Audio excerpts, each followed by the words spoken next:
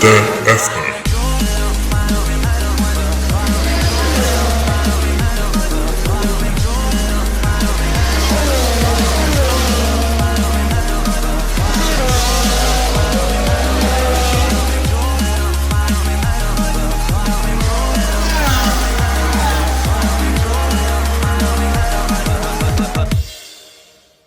Bonjour tout le monde et bienvenue à la balado-diffusion du Bulletin F1. Mon nom est Abdoussal et je vous accueille à cet épisode numéro 63, mais aussi le 31e épisode de cette deuxième saison de cette balado-diffusion. Cette semaine, on va aller avec un sujet un peu plus léger en fait, parce que, bon, il y a des fans de Ferrari, il y a des fans de Mercedes, il y a des fans de Sebastian Vettel, Lewis Hamilton, Lando Norris, Lance Stroll, etc. Même des fans de Yuji Ide. Je comprends. Bon, leur choix. Mais ce qui nous rassemble, en fait, c'est notre amour pour la Formule 1. Alors, avec Marc-André et Anna Maria, on va parler de notre amour pour la Formule 1. Alors, mesdames et messieurs, démarrez vos moteurs. C'est un départ.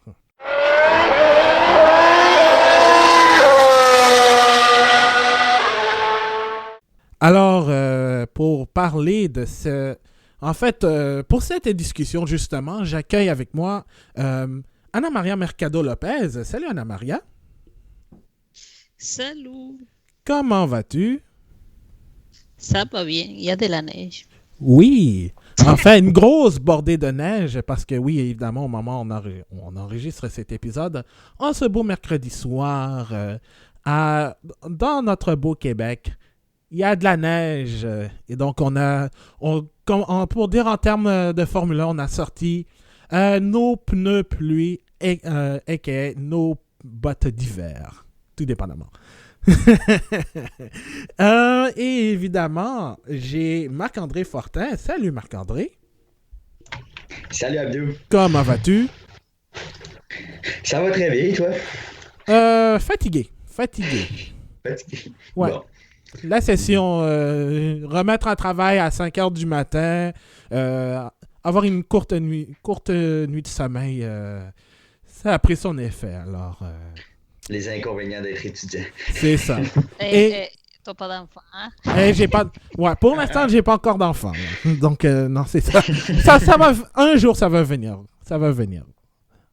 Donc, et aussi... Tu vas te préparer à te lever à 5 heures, c'est bon. Tu vas avoir une préparation. Oh oui, c'est une belle préparation, en effet. Alors, quoique, la semaine dernière, lors du Grand Prix de Turquie, on s'est quand même levé à 4 heures du matin. Alors, Ouais, ça a valu la peine. Ça a valu la peine, puis ça va valoir la peine, en fait, quand j'aurai des enfants.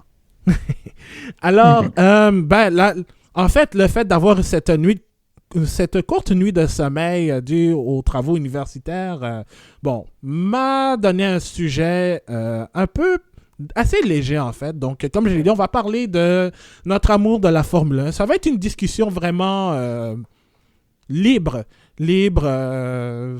parce que, évidemment, comme je l'ai dit, on a beau aimer des écuries, des pilotes, mais ce qui ne nous différencie pas, en fait, c'est qu'on aime la Formule 1. Donc, par exemple, comme je l'ai dit, il y en a qui aiment Jacques Villeneuve, il y en a qui aiment Lance Stroll, même si ces deux se clashent, mais ils aiment la Formule 1 quand même.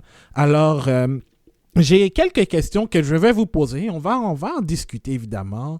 Donc, c'est ça, c'est à peu près une dizaine de questions sur votre amour de la Formule 1, comme ça. Alors, je vais commencer avec ceci.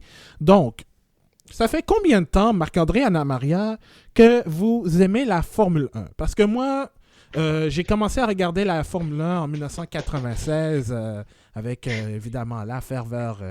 Jacques Villeneuve.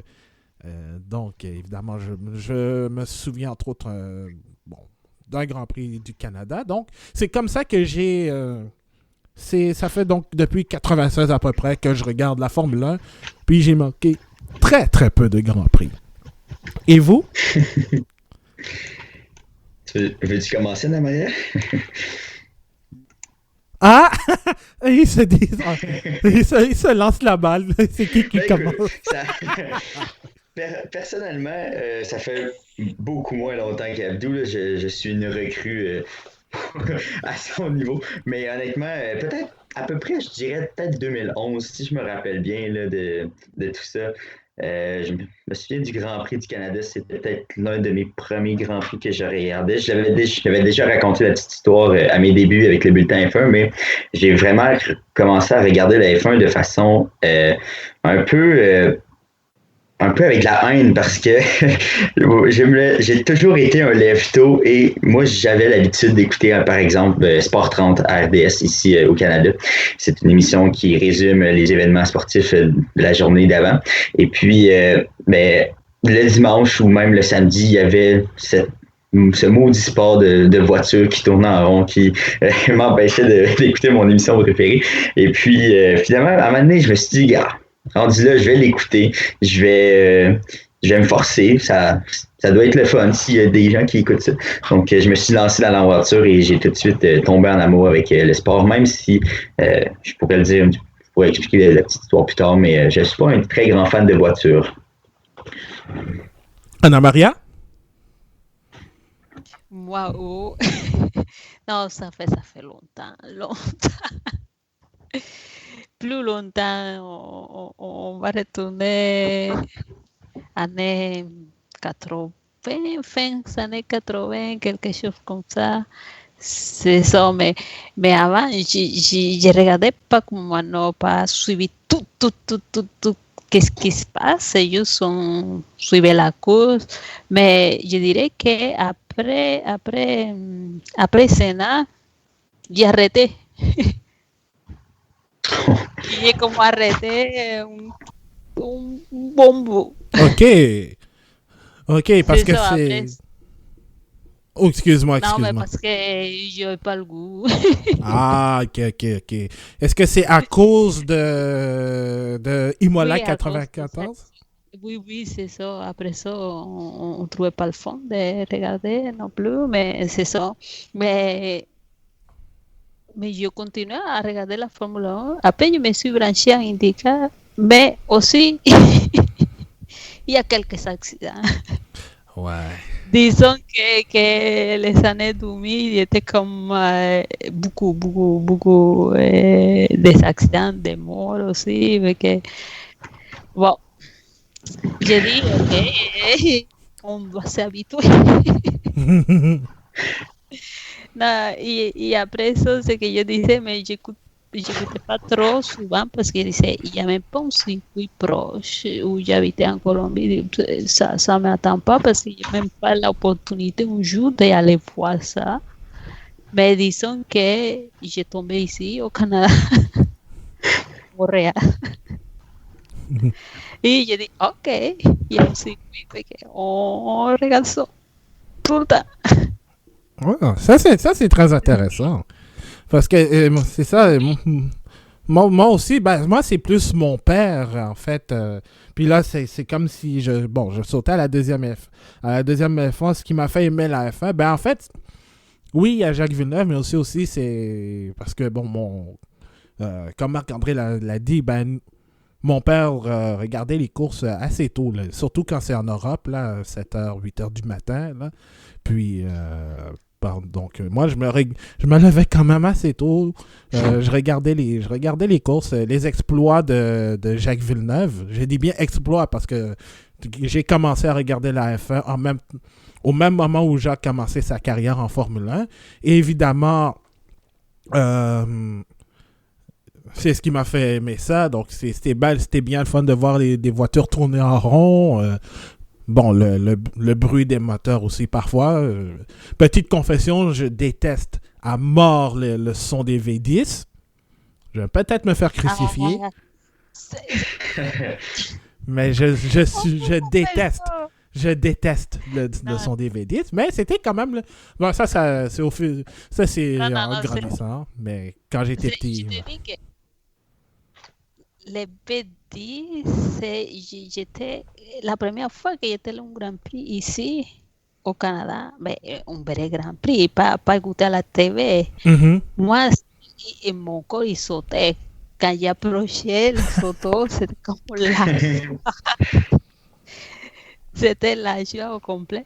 Après, c'est un gros mal de tête, mais, Ah, mais et- parce que mais quand même, c'est pas la même chose, c'est pas comparable parce que les B10, encore les B8, les B10, on savait, no importa à quelle place dans le circuit tu étais, tu savais c'est quelle la voiture que s'en venait parce que Mhm. tu connais les Ferrari, les sons, c'était pas pareil que les autres. Dès que tu écoutais les rouges, et tu savais.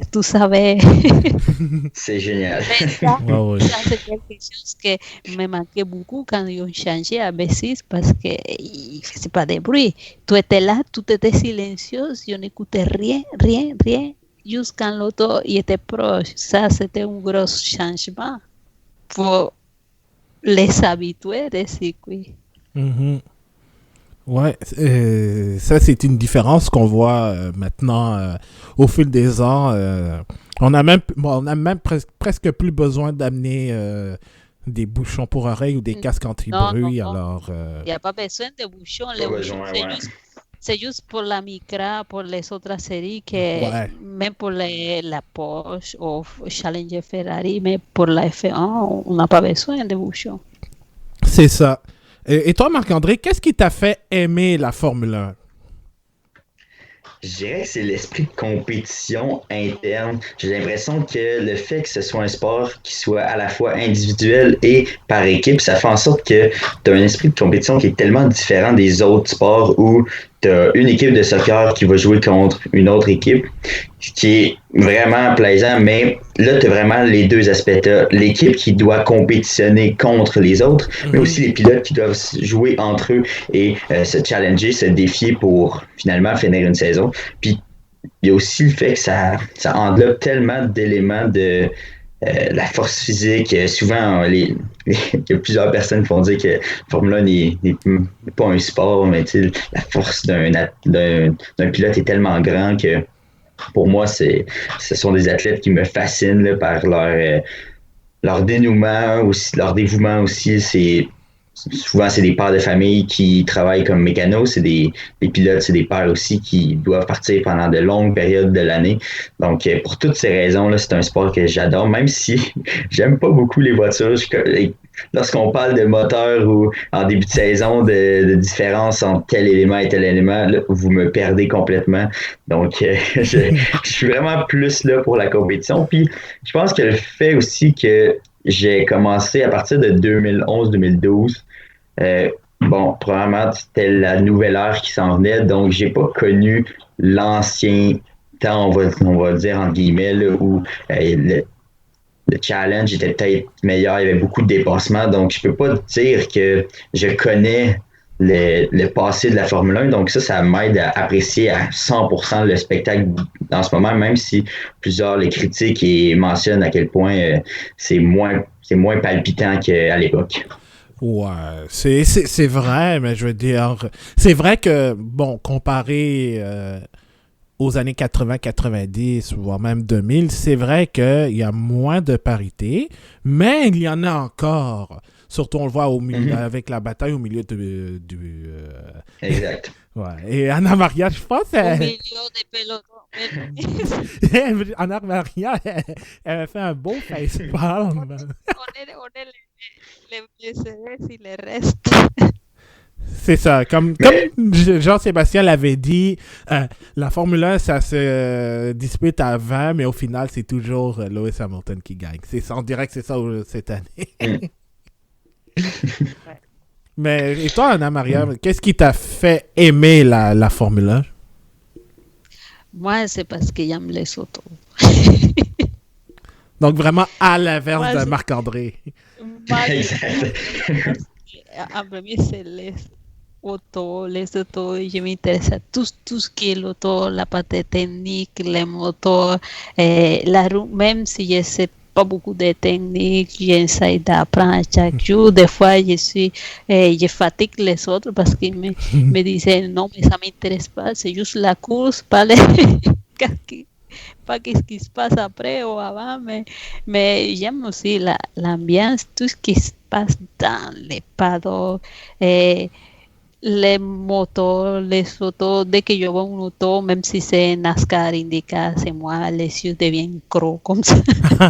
Ouais, mais justement, est-ce que tu as déjà été voir les courses de IndyCar au circuit Gilles Villeneuve? Non, j'ai pas eu l'opportunité parce que ils ont fait je pense une course là, mais ils le faisaient avant à Trois-Rivières. Oui, IndyCar. oui, à Oui, Trois-Rivières, ouais. j'étais à Trois-Rivières. Ici à Montréal, ils ont fait des NASCAR, mais j'ai pas eu l'opportunité d'y aller. Ils ont fait une fois, je pense. Ça n'a pas marché. Ouais, ça n'a pas marché. Ils n'ont pas poussé pour ça. Mais oui, j'étais allé à Trois-Rivières, oui. Oh, ouais. Mais Ouais. tous sortes d'autos, les NASCAR, c'est des belles autos, des Ouais. belles machines. Oui, là, c'est vrai, c'est de très belles machines. Puis moi aussi, j'ai eu la chance d'aller à Trois-Rivières, puis j'ai été abasourdi par la multitude, en fait, de compétitions que tu peux avoir, en fait. Bon, j'ai vu la Formule 1600, qui est assez intéressante. J'ai vu aussi la Coupe Micra. Tu sais, la course automobile, Oui, en fait, c'est ça qui fait son charme, c'est parce que tu peux te retrouver dans n'importe quelle série. Tandis que, bon, au soccer aussi, tu t'identifies, soccer ou hockey, tu t'identifies plus à une équipe. Tandis que, bon, moi, personnellement, en course automobile, et c'est pour ça aussi que, comme vous allez comprendre, j'ai pas vraiment d'écurie favori ou de pilote favori, à part peut-être, bon, Jacques Villeneuve, à qui je lui dois énormément, mais la course automobile, c'est tellement vaste que tu peux apprécier plusieurs équipes. T'as pas vraiment de favori. Tu peux être juste un grand fan et apprécier le spectacle, la compétition en tant que telle. Alors, c'est ça qui rend la course automobile, la Formule 1 même, unique. Puis justement, Exact. je me demandais, est-ce que, à part la Formule 1, vous regardez d'autres séries?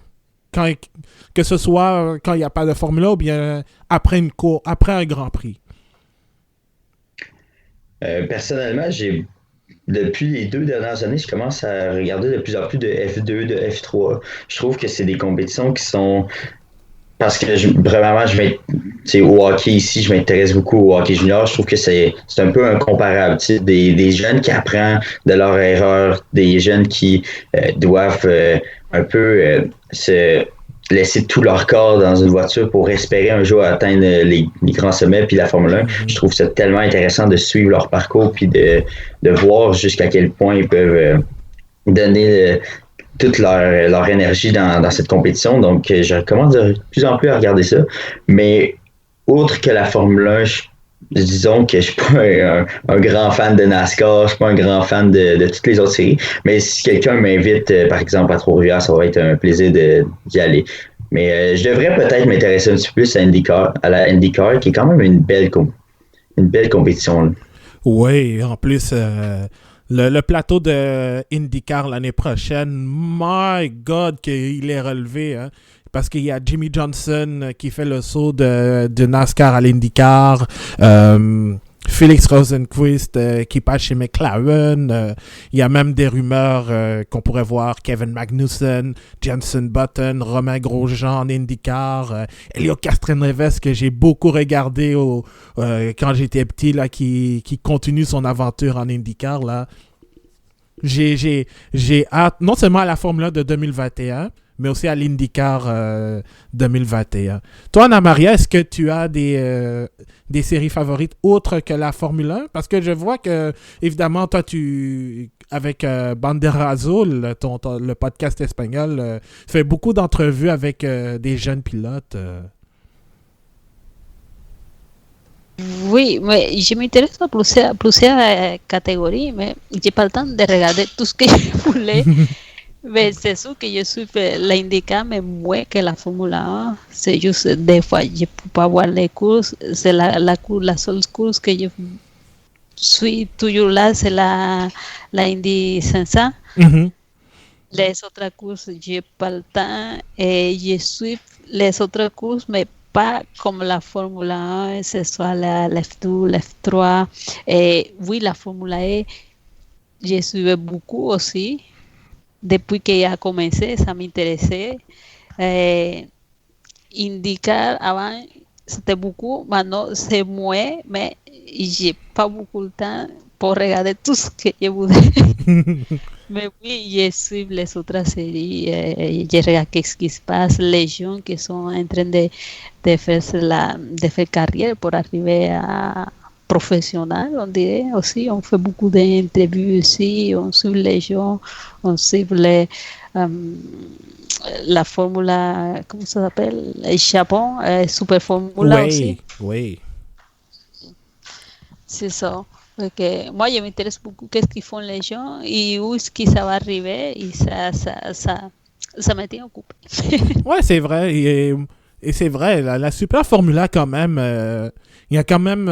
Et en plus, ce qui est bien avec la Super Formula, maintenant de nos jours, c'est on peut regarder ça gratuitement. Il y a le compte The Race qui diffuse les courses de Super Formula, mais aussi de Super GT, en fait, au Japon. Donc, maintenant, en 2020, on peut voir beaucoup de championnats de manière gratuite, illégale évidemment, ou payer pour des plateformes pour regarder justement des courses. Moi, quand j'étais petit, je regardais beaucoup de Formule 1. Ensuite, il y avait aussi la Champ Car, bon, qui est devenue l'IndyCar après une grosse fusion, mariage, divorce, etc. Moi, je suivais les exploits de Patrick Carpentier, de Greg Moore. Gilles Deferrand aussi, c'était un de mes pilotes préférés aussi. Puis, je regardais un peu aussi des faits saillants de rallye. Justement, on enregistre le podcast 15 ans après alors qu'on se souvient des 15 ans du décès de Richard Burns, un pilote de rallye exceptionnel avec sa Subaru Impreza bleue avec ses étoiles jaunes, là, que vous avez probablement vu sur des images tournées. C'est un peu grâce à lui. Et quand Burns et Colin McRae, 2 ans plus tard, est décédé dans un accident d'hélicoptère, j'ai carrément perdu le goût parce que c'était deux des pilotes que j'appréciais quand je regardais le rallye. Bon, il y a encore Sébastien Loeb, Dieu merci. Puis, bon, je suis content de l'avoir vu aussi parce que c'est une légende. Et maintenant, je regarde l'endurance. Je regarde aussi les courses de tourisme. Je regarde la Super GT, la Super Formula, la Formule électrique aussi. J'adore cette série. Et même les courses virtuelles aussi. Alors, grâce à la Formule 1 aussi, là, ça m'a permis d'aller voir justement qu'est-ce qui se faisait aussi dans d'autres séries, évidemment, et découvrir aussi d'autres pilotes qu'on n'a peut-être pas la chance de voir en Formule 1, parce que, évidemment, bon, qui sait, peut-être qu'on aurait vu, par exemple, un Scott Dixon en F1 s'il avait eu l'opportunité, alors... on ne saura jamais parce que, évidemment, c'est trop tard, malheureusement. Moi, je voudrais savoir aussi, est-ce que vous vous souvenez du premier Grand Prix que vous avez regardé? De Marc-André, toi, tu m'as dit je pense que c'était Canada 2011, non? Hein? Canada ou Europe 2011? C'est entre les deux. Ah, Europe Je dirais 2011. pour moi, c'est un peu plus près, donc je peux en témoigner, mais non, c'est ça. Je le regardais avec, disons, moins d'intérêt que j'avais aujourd'hui, c'est certain. Mais plus la saison 2011 a avancé, plus je commençais à trouver justement l'intérêt de regarder, de voir un peu des statistiques puis tout.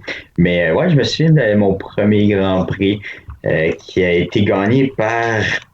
Là, j'ai un blanc, mais je le savais aujourd'hui parce que justement, j'étais allé voir pour être sûr, mais là, j'ai un blanc. Alors, Si tu parles du Grand Prix d'Europe 2011, c'est Sébastien Vettel qui avait gagné. c'était Alonso, je pense, hein? Euh, C'était Vettel? Non, Ok. c'était Vettel parce que là, je me souviens, la Vettel. course était à l'antithèse. C'était une course à l'opposé du Grand Prix du Canada 2011. C'était une sieste. Puis Vettel avait dominé la course, mais il y avait une belle bataille entre Alonso et Webber. Puis Anna Maria, ben, quand je parle d'Alonso, ben, euh, Elle grimace. elle grimace. Et toi, Anna Maria, justement, est-ce que tu te souviens de ta première course que tu avais regardée? Non, hein? Non, non, je me souviens pas. C'est comme au football. Il ne faut pas me demander c'est quoi les premiers matchs parce que je vois ça en continu depuis longtemps. Ah. On attend que je sois vieille à l'Alzheimer, peut-être. Un jour, on va dire, ben, les enfants plus grands vont dire, ah, est-ce que tu te souviens de la première course? Qui sait? Ça va être beau. Non, c'est comme ma fille et qui se souvient de sa première course. Non. Ou je me dis, hey, pourquoi je suis fan d'Alonso?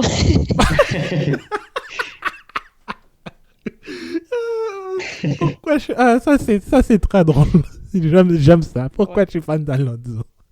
Ouais. Ça, c'est drôle. Moi, là, la première course que je me souviens, ben, c'est 96. C'est le Grand Prix du Canada 96. Un doublé Williams. Malheureusement, c'est pas Villeneuve qui a gagné. C'est Diamond Hill. Et je pense que j'ai quelques souvenirs. Je voyais les Williams rouler. Mais sinon, un des Grands Prix que je pourrais dire ou qui a marqué un peu mon esprit, c'est Grand Prix du Canada 97. Parce que j'ai encore ces images où je pense que je suis sur le lit de mes parents avec ma mère et mon petit frère. Et puis, on regardait en boucle, quand c'était diffusé en direct, le violent accident d'Olivier Panis au virage 5 où c'était brisé les deux jambes. Malheureusement, il avait manqué une bonne partie de la saison. Et la course avait été carrément arrêtée, là. Et ça a été un des Grands Prix que je me souviens. Sinon, ben, il y a évidemment Grand Prix d'Europe 97 où Michael Schumacher a essayé de yeeter Jacques Villeneuve, puis ça n'a pas fonctionné. Malheureusement. Ce Grand Prix-là, évidemment.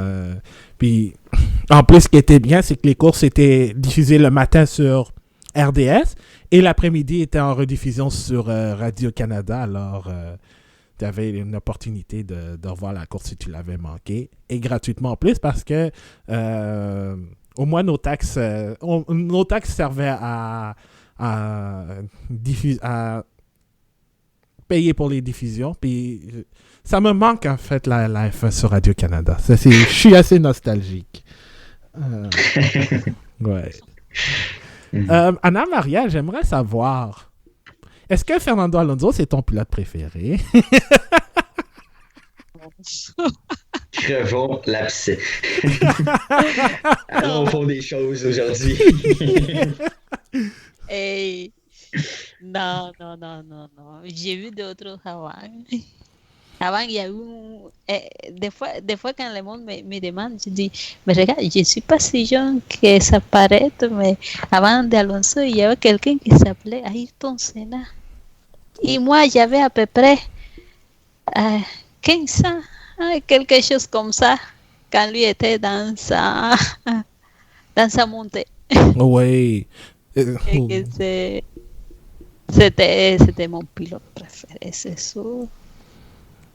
Donc, Mais après ça, j'ai pas pilote préféré, j'ai quelqu'un que ça m'intéresse plus. Il y a les nationales, il était Montoya, ça me faisait... ça, c'était mi préféré dans quelques temps. Juan Pablo.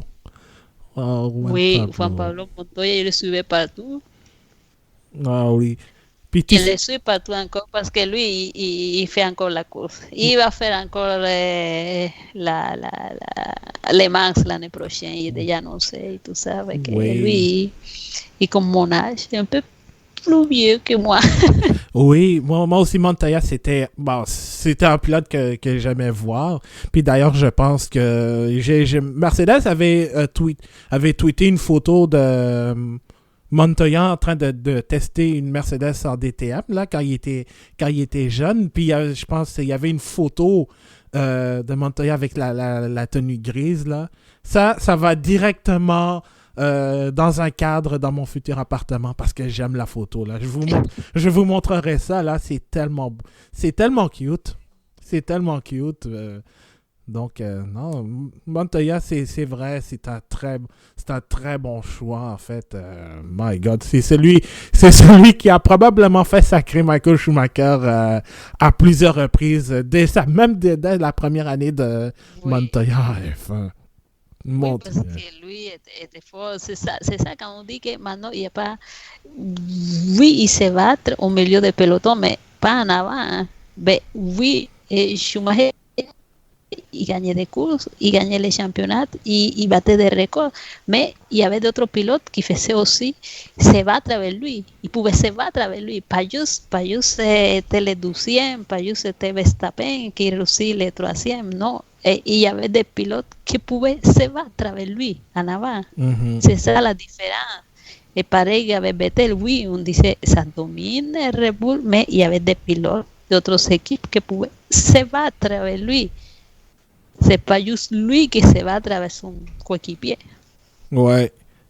The one and only Juan Pablo Montoya. Ah. Ouais. Oui, je suis allé jusque-là. Bon, je vais essayer d'arrêter avec les jeux de mots. Pas vraiment. Marc-André. Marc-André, toi, c'est qui ton... Ben, je le sais, c'est qui ton pilote préféré. Mais juste, pour ceux qui nous écoutent pour la première fois et qui voudront se connaître un peu plus sur toi et ton amour de la F1, c'est qui ton pilote préféré?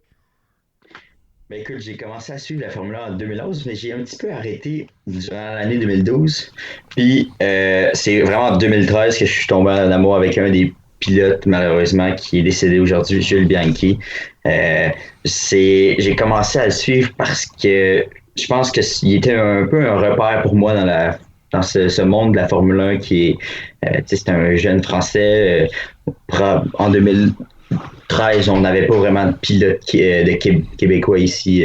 Donc, pour moi, mon seul repère, c'était la culture, puis c'était le français. Donc, je m'étais un peu attardé à lui. Puis, sa façon qu'il avait de toujours être souriant, d'être de bonne humeur dans le paddock, ça m'avait vraiment touché. Et puis, je te dirais que ce qui a sauvé, je pense, un peu mon amour pour la Formule 1, c'est l'arrivée de Max, qui est arrivé à peu près un an là, après le décès de Gilles Bianchi, parce que je pense que sans Max, je pense que je ne regarderais plus la Formule 1 en raison de l'accident de Gilles Bianchi. Ouais. Il m'a vraiment redonné foi en la Formule 1, avec son pilotage qui était, oui, pas très mature, avouons-le, mais tellement juste dans l'innocence. C'est un gars qui aime tellement la Formule 1, qui aime tellement la vitesse, qui aime tellement courir, que c'était juste de l'innocence de sa part, de juste vouloir faire ce qu'il aime, puis de le voir grandir comme ça, moi, honnêtement, ça vient me chercher parce que c'est un gars, justement, qui est tellement compétitif, qui veut gagner à tout prix. Et puis, longtemps, je me suis dit, est-ce que Red Bull est mon écurie préférée? Je pense que si Max quitte, je vais devoir suivre Max. Alors, j'ai eu quand même un peu la confirmation dans les dernières semaines, derniers mois, où il y a de plus en plus de rumeurs qui pourraient faire quitter Max dans les prochaines années, vu que Red Bull sera peut-être pas assez compétitif pour le faire gagner. Et donc, c'est ça, je pense que j'ai un laps de temps assez court pour ce qui est de mon amour pour la Formule 1. Donc, il y a peu de pilotes, mais je te dirais que ces deux-là, c'est vraiment ceux qui sont vraiment venus me chercher. Puis, je peux pas non plus négliger Charles Leclerc parce que pour moi, c'est vraiment le, le Gilles Bianchi 2.0. Tu sais, c'est la Ouais. suite de l'histoire de Gilles Bianchi. Alors, pour moi, je suis obligé d'avoir un amour pour Charles.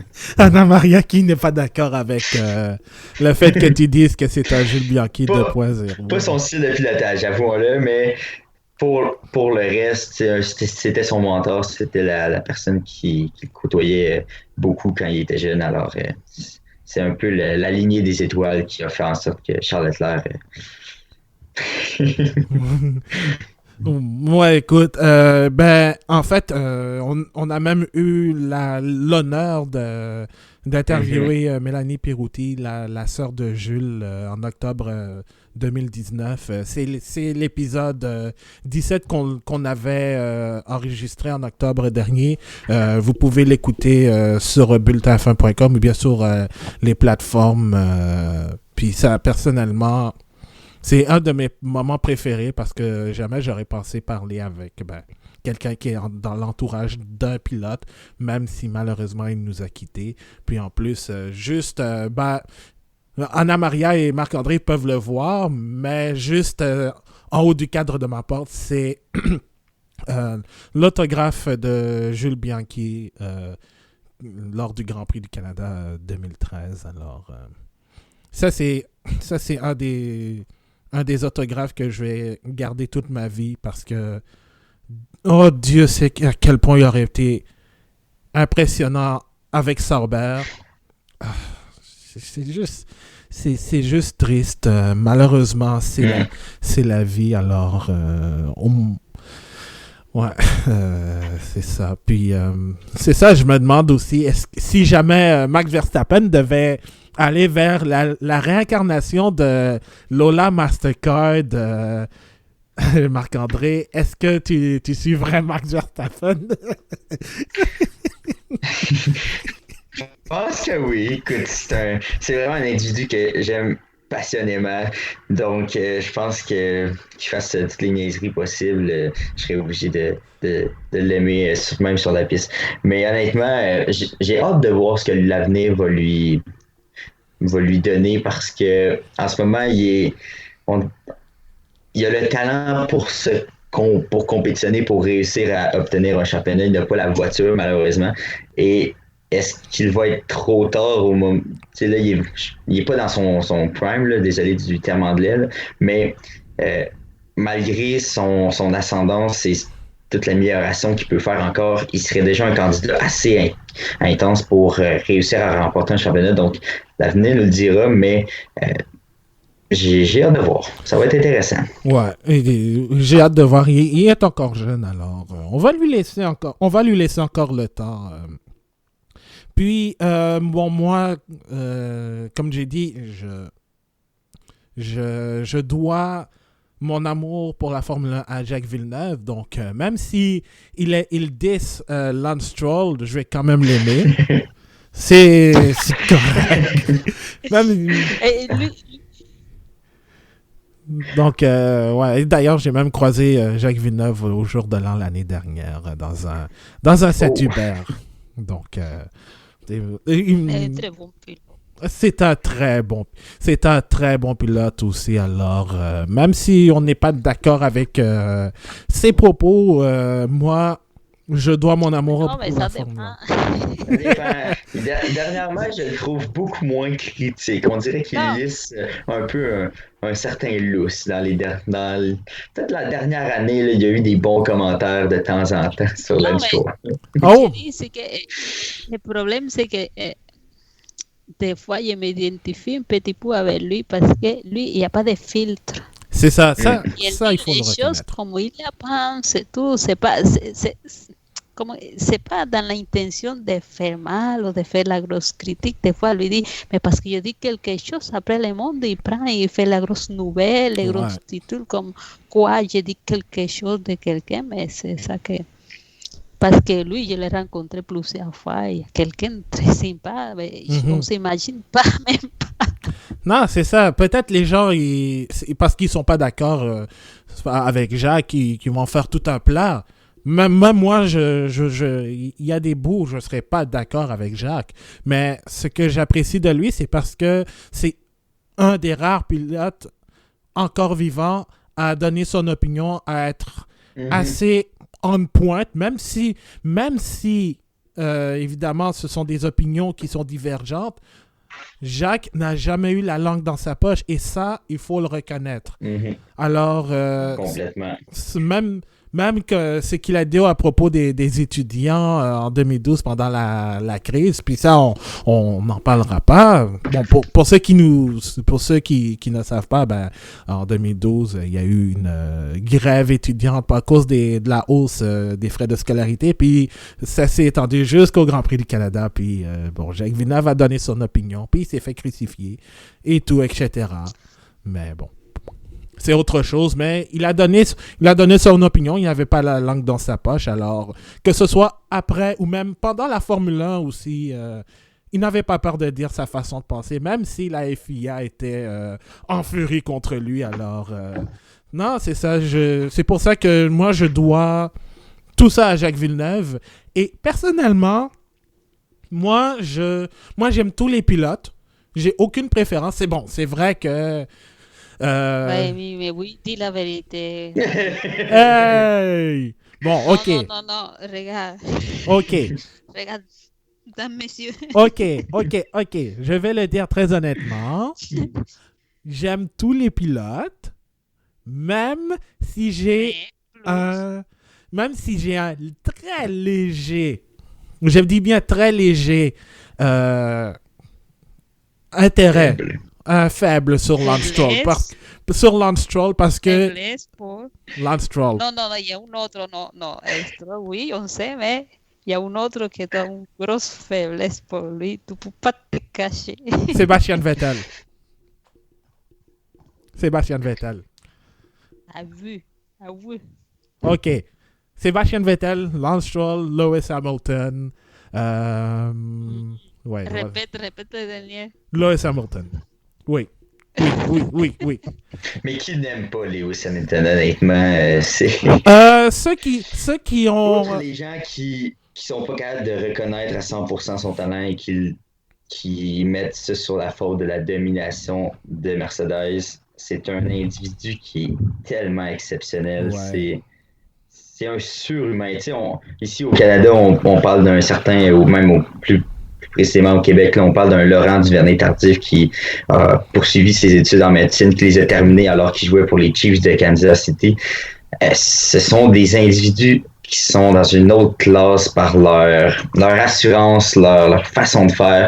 Puis Lewis Hamilton domine son sport tout en allant faire la fête de temps en temps, même très souvent dans des clubs au cours d'une fin de semaine et tout ça, et réussit tout de même à faire son métier et à défendre ce qui lui tient à cœur. Alors moi, j'adore cet homme pour tout ce qu'il représente. Ouais, et oui, effectivement.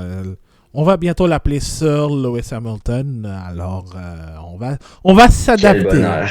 On va s'adapter. Comme on dit Sir Jackie Stewart, Sir Sterling Moss, Sir Patrick Head. Est-ce qu'il va accepter ça?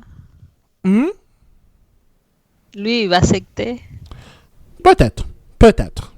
Il va l'accepter, mais je sais pas. Sir Patrick Head. Il va être aussi fier que les autres, peut-être.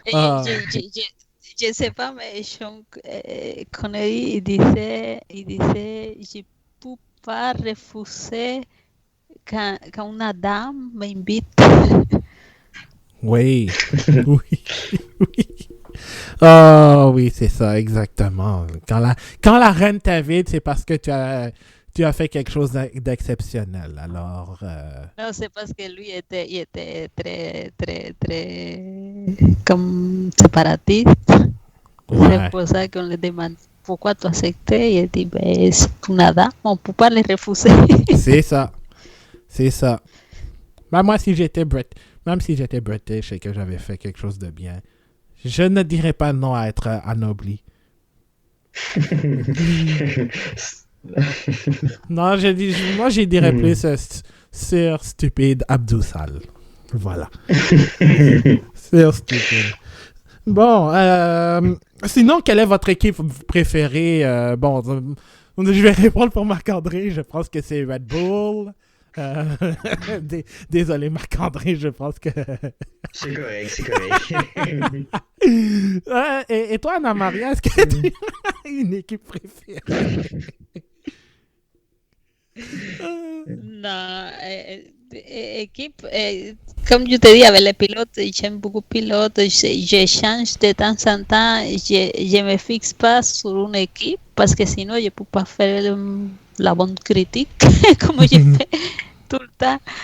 Mais c'est sûr que depuis toujours, on a toujours une faiblesse pour les rouges, ça, je peux pas m'empêcher de dire que ça c'était comme les rouges en premier. Ouais, Ferrari.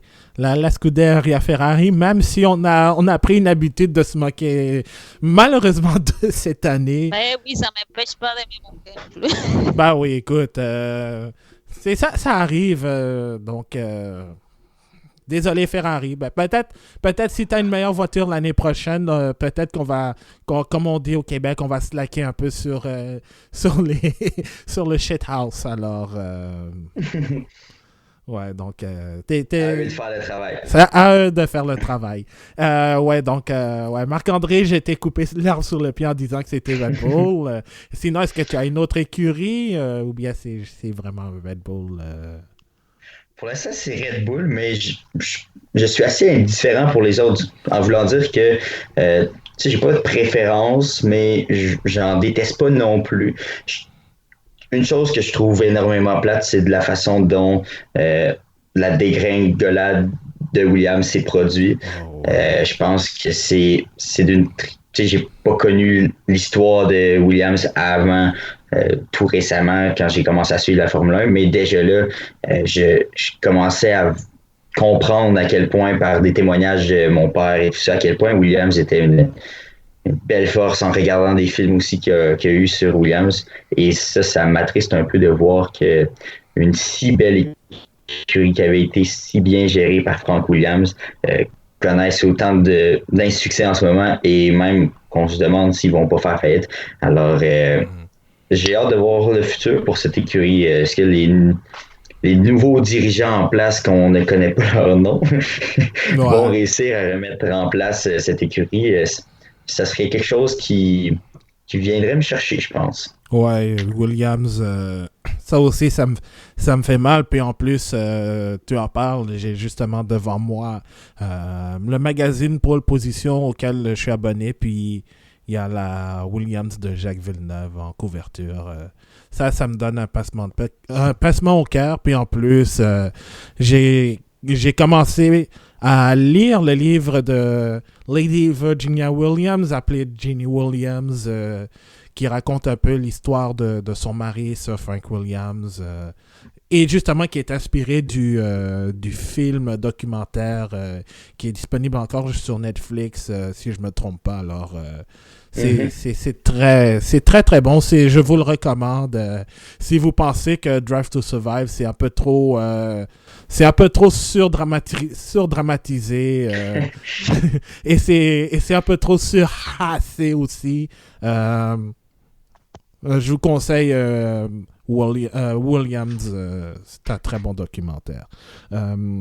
Sinon, moi j'ai pas j'ai pas une écurie préférée. Je les aime toutes, évidemment. Donc, c'est ça. L'esprit de compétition, comme je l'avais dit un peu plus tôt, ça me permet, en fait, d'apprécier le travail de toutes les écuries. Quand on va le jeudi aux journées portes ouvertes pendant le Grand Prix du Canada, quand on a la chance de parler avec des mécaniciens, c'est là où tu apprécies leur travail et ce qu'ils font, même si tu n'es pas un grand fan de l'écurie, tu apprécies leur travail parce que ils ont une part importante dans l'écurie. Alors, peu importe dans la victoire ou dans la défaite, ils ont une grande responsabilité et c'est pour ça que moi je peux pas aimer une écurie en particulier parce que moi, je suis là pour regarder le sport. Qui va gagner? Peu importe qui gagne, même si c'est le pire pilote de l'histoire, moi, ça me dérange pas.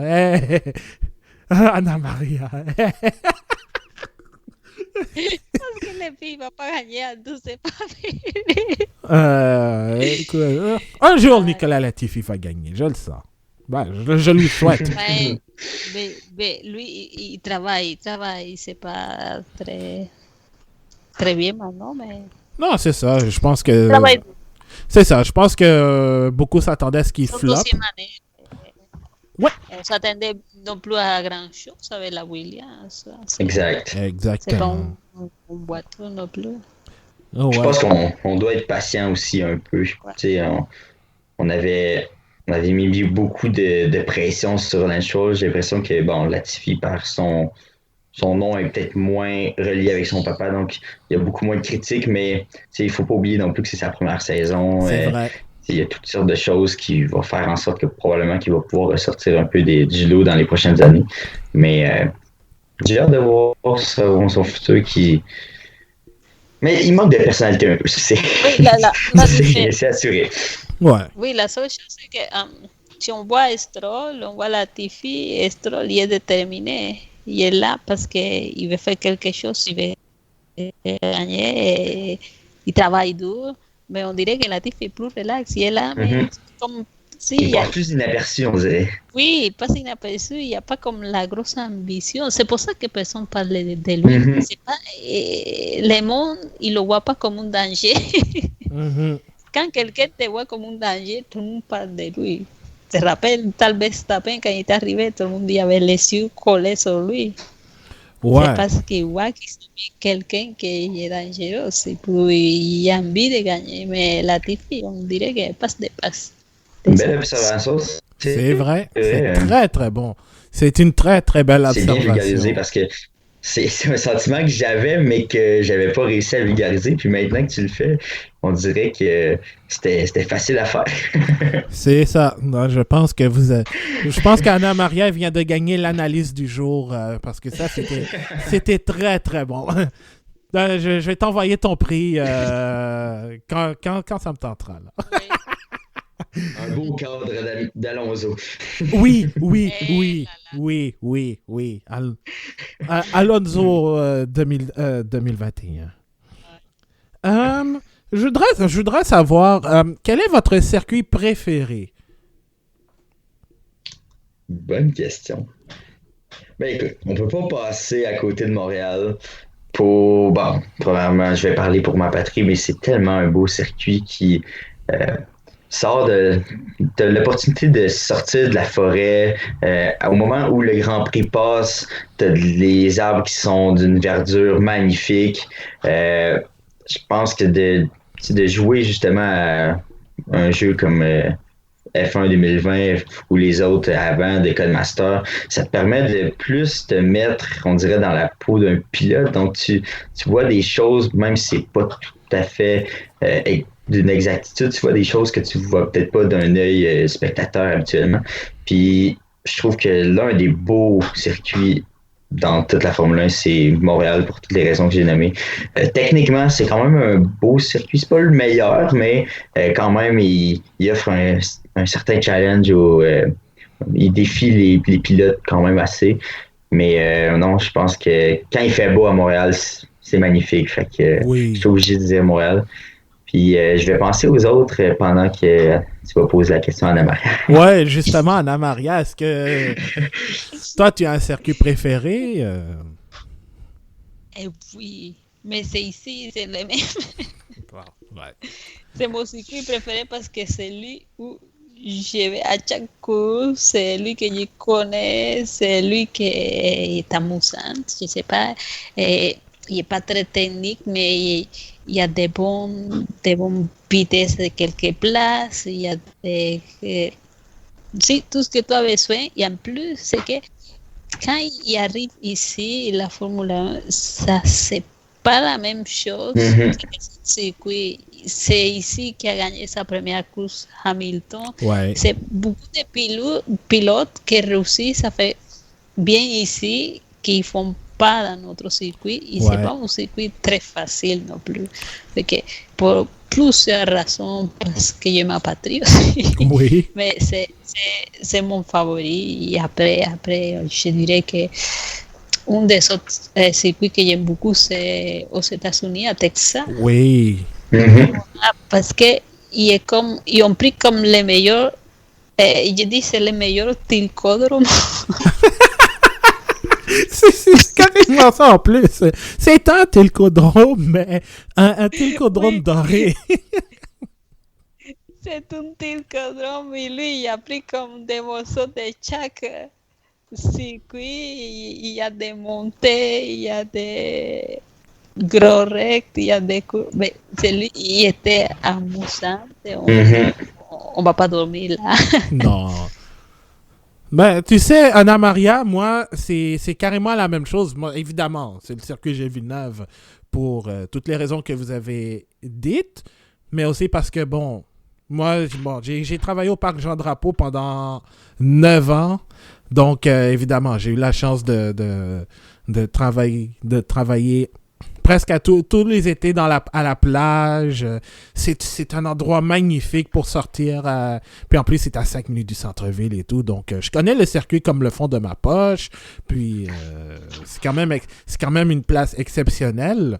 Sinon, Puis, oui, vas-y, Marc-André. si tu me laisses terminer avec les Grands Prix du Canada, ce qui est très avantageux pour nous, puis honnêtement, c'est quand même une chance, c'est que notre Grand Prix est quand même 75 tours. Tu sais, c'est pas tous les Grands Prix qui peuvent avoir autant de tours. Donc, nous, on voit beaucoup les voitures passer, on peut les Ouais. apprécier. Alors par exemple, un Belge qui va voir un Grand Prix à Spa-Francorchamps va voir les voitures passer 44 fois au lieu de 75. Donc, c'est vraiment. Tu sais, l'autre fois, j'essayais de. J'ai un ami qui aime la Formule 1, mais pas. C'est pas son péché mignon, je dirais. Puis, je négociais avec lui pour l'amener au Grand Prix. Je voulais qu'il voit ça au moins une fois. Et puis, dans les excuses que je lui donnais, c'était t'allais voir les voitures assez souvent. Là. C'est ça. C'est ça, ouais, exactement. Ben, c'est ça l'avantage. C'est parce que le Grand Prix du Belgique, ça dure genre 80 minutes s'il n'y a pas de drapeau jaune ou de drapeau rouge ou de voiture de Et sécurité. y Oui, en vas-y. plus, Adu, tu sais un secret que pour dégager les pilotes, c'est difficile. Ouais, Mhm. ouais. Fait que quand, por ejemplo, quand Stroll a eu su gros accident, Mhm. il a resté assis à l'arrêt d'autobus. Tu sais, il y a un Ouais. arrêt d'autobus. Ouais. Il a resté assis pendant des temps avant que quelqu'un vienne le chercher parce que c'est très difficile de se déplacer. C'est ça, quand il y a quelqu'un, il reste là. Non, c'est ça. Éviter les erreurs. C'est ça. C'est important. Ben, tu vois, là, Maria, Marc-André, cet arrêt d'autobus, c'est un peu à l'image de ce que je faisais quand je sortais du travail de la plage. En fait, c'est que quand je sortais par là, je devais attendre à peu près une vingtaine de minutes pour l'autobus parce que sinon, il fallait que je marche à l'intérieur du circuit, que j'aille jusqu'au métro, puis ça me prenait le même temps pour que le bus arrive à cet arrêt. Alors, non, je compatis avec Lance parce que c'est... À moins que tu réussisses à traverser le circuit, que tu passes par la piste cyclable qui est en arrière des virages 3 et 4, là, mais pas Il conseillé ne du peut pas tout. traverser, non. C'est un peu difficile parce qu'il peut essayer de traverser pour les casinos, mais avec tout le monde qui est là, il ne peut pas se Non. promener comme ça. Non, c'est pas Mais conseillé. y se l'arrivait aussi une fois à Max aussi. Il est resté Oui. pendant la pratique, il restait coincé là à la même place. Et après, qu'est-ce qu'ils font? Ils passent devant nous dans les gradins pour aller chercher les scooters. Ouais, c'est vrai.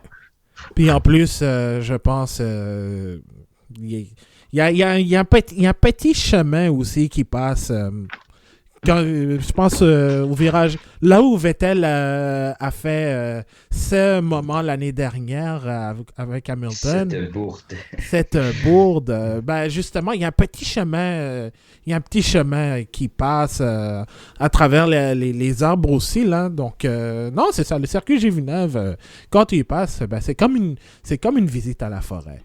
Sinon, moi, il y a un circuit, ben, justement, comme Anna-Maria l'a dit, moi, c'est, c'est Austin, un excellent circuit dans une très belle ville que j'aimerais visiter parce que, évidemment, il y a le Austin City Limits, un des plus grands festivals de musique au monde.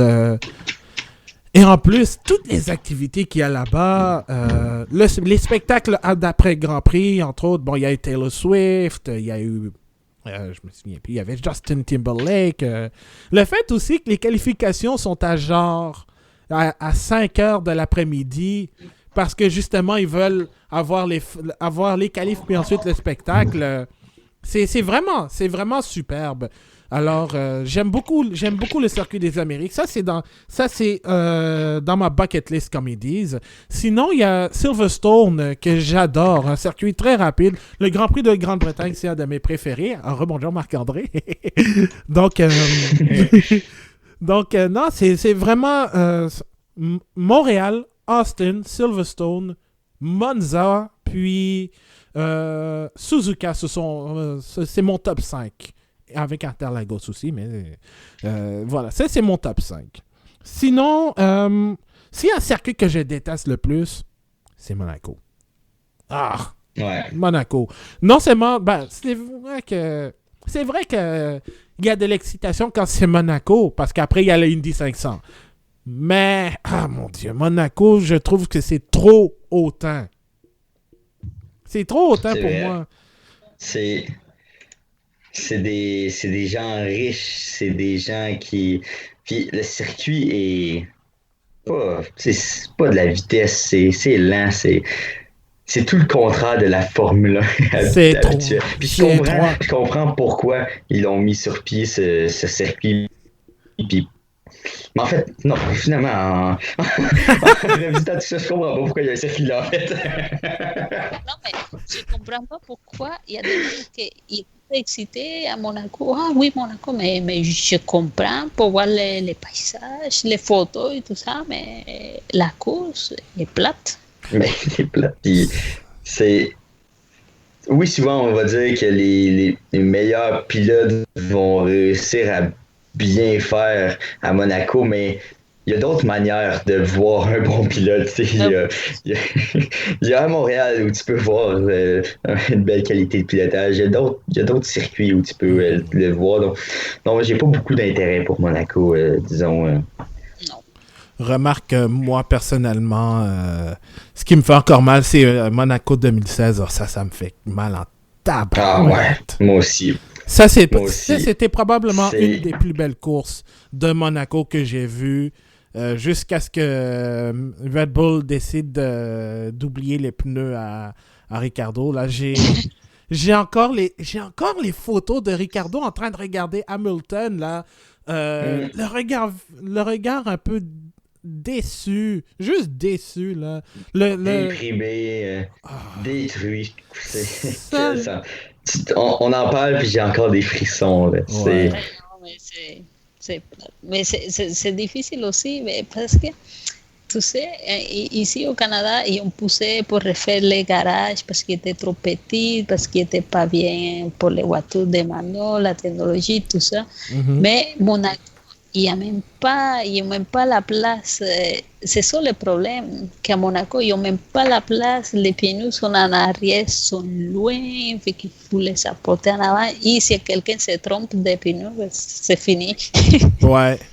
C'est des choses qui peuvent arriver, mais c'est là que moi, je critique toujours la FIA parce que dit, mais Monaco, ils font, mais avec tous les problèmes qu'il y a même pas de paddock comme il faut, il n'y a même pas la place. Ils le font quand même. Et même pas. Et en plus, Monaco, c'est gratuit. Hein. Ils ne payent même pas les canaux comme au Canada et comme les autres pays. C'est vrai. C'est vrai. Monaco, c'est parce que ça fait partie de l'histoire. Alors, ils ont, ce qui est compréhensible, d'accord, mais quand même, Un petit passe-droit. ils ont un passe-droit. Sinon, est-ce que vous avez un circuit que vous détestez autre que Monte Carlo? J'irais peut-être pas jusqu'à dire détester, je trouve que c'est quand même un grand mot, mais c'est sûr que dans les dernières années, avouons-le, le Grand Prix d'Espagne, c'est pas le plus palpitant, donc c'est ça, puis on comprend pourquoi, là, c'est quand même un Grand Prix c'est pas pour rien que les essais libres, les essais hivernaux se font là, c'est un Grand Prix où tu peux voir vraiment tout si une voiture est bonne en général. Donc, c'est peut-être normal que ce soit un circuit moins intéressant à regarder. Mais un que j'aime moins, ce serait peut-être celui d'Espagne. Ouais. Et moi, on peut faire, comment ça s'appelle? Paul Ricard, France. Mm-hmm. Oh non, ça, j'aime pas. C'est pas pour faire la Formule 1 là-dedans. Puis visuellement aussi, c'est pas très beau la France, honnêtement. Le circuit de Castellet, oh là là, c'est. Non, lui, il est plus des. Pour l'effacer. Moi, personnellement, je suis. Je dirais pas jusqu'à l'aimer, mais je le trouve correct. Ok, je dis, ok. Correct. Pas aimer. Parce que, écoute, s'il y a aimé, ben, ce serait Circuit Gilles Villeneuve. Mais je le trouve correct. Si c'est la bonne configuration, parce que, mon Dieu, le Castellet, c'est vrai qu'il y a énormément de configurations. Mais parce que c'est un circuit pour faire des essais. C'est vrai. Pour ça qu'il y a autant de configurations. C'est pas pour faire la course, c'est ça. Comme Barcelone, c'est un circuit. C'est ça qui arrive quand on organise un Grand Prix et des essais la même année. Voilà. Et si je peux ajouter, ouais. Même avant de l'avoir vu, un circuit que je vais pas aimer, c'est Bahreïn numéro 2. Oh mon Dieu! Je pense vraiment que ça va être le pire des pires des pires. Je comprends même pas encore pourquoi ce projet a passé. Les Kobe, c'est ça. Ah ben c'est ça, non, j'irai pas jusqu'à dire ça, mais c'est l'idée de Ross Brown. Écoute, Bahrain Number 2, Electric Boogaloo aura lieu sur le... Oui, ça a des circuits électriques, des formules électriques, tu sais, ils ont besoin de gros freinages, d'une longue recte, c'est ça, il y a comme... Le monde dit que c'est un ovale, mais c'est pas un ovale comme ça. C'est plus un circuit de Formule 1. L'ovale, ça tourne en ronde. Ça... L'ovale est pas loin. Honnêtement, il y a 3 virages plus francs, je pense. Ouais. Il y a 3 je trouve virages. Vraiment que c'est triste pour une Formule 1. Ça va être... Ben, ça va être un circuit un peu ironique à regarder, j'ai l'impression. On va devoir le prendre à la blague plus que de le prendre au sérieux, disons. J'adore. Pour voir qu'est-ce qu'il faut. Dans les essais, on va voir à peu près une idée. Oh dear. Peut-être qu'automatiquement, la Haas va devenir l'une des plus belles voitures à conduire vu qu'il n'y a pas de freinage. Oh my God. On va se pratiquer pour la IndyCar. Ah, ouais. l'IndyCar, ouais. Comme...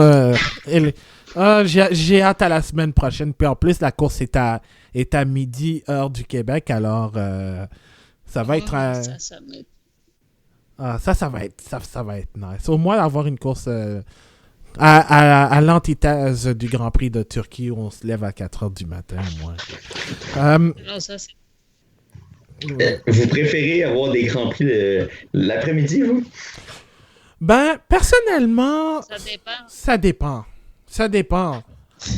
Je veux dire, c'est sûr que ça me tente pas d'avoir un Grand Prix tard tard comme le Grand Prix du Japon, genre à 2h du matin, ou bien une séance de qualification du Grand Prix de Malaisie à 5h du matin. Oh mon Dieu! Ou bien même le Grand Prix de Malaisie à 3h du matin. Je me souviens, j'avais fait une course à pied. C'était en 2016, j'avais fait une course à pied qui était le soir. Puis, j'avais du mal. Heureusement, j'avais du mal à dormir. Puis, ça s'est produit le jour où le moteur de Lewis Hamilton a lâché.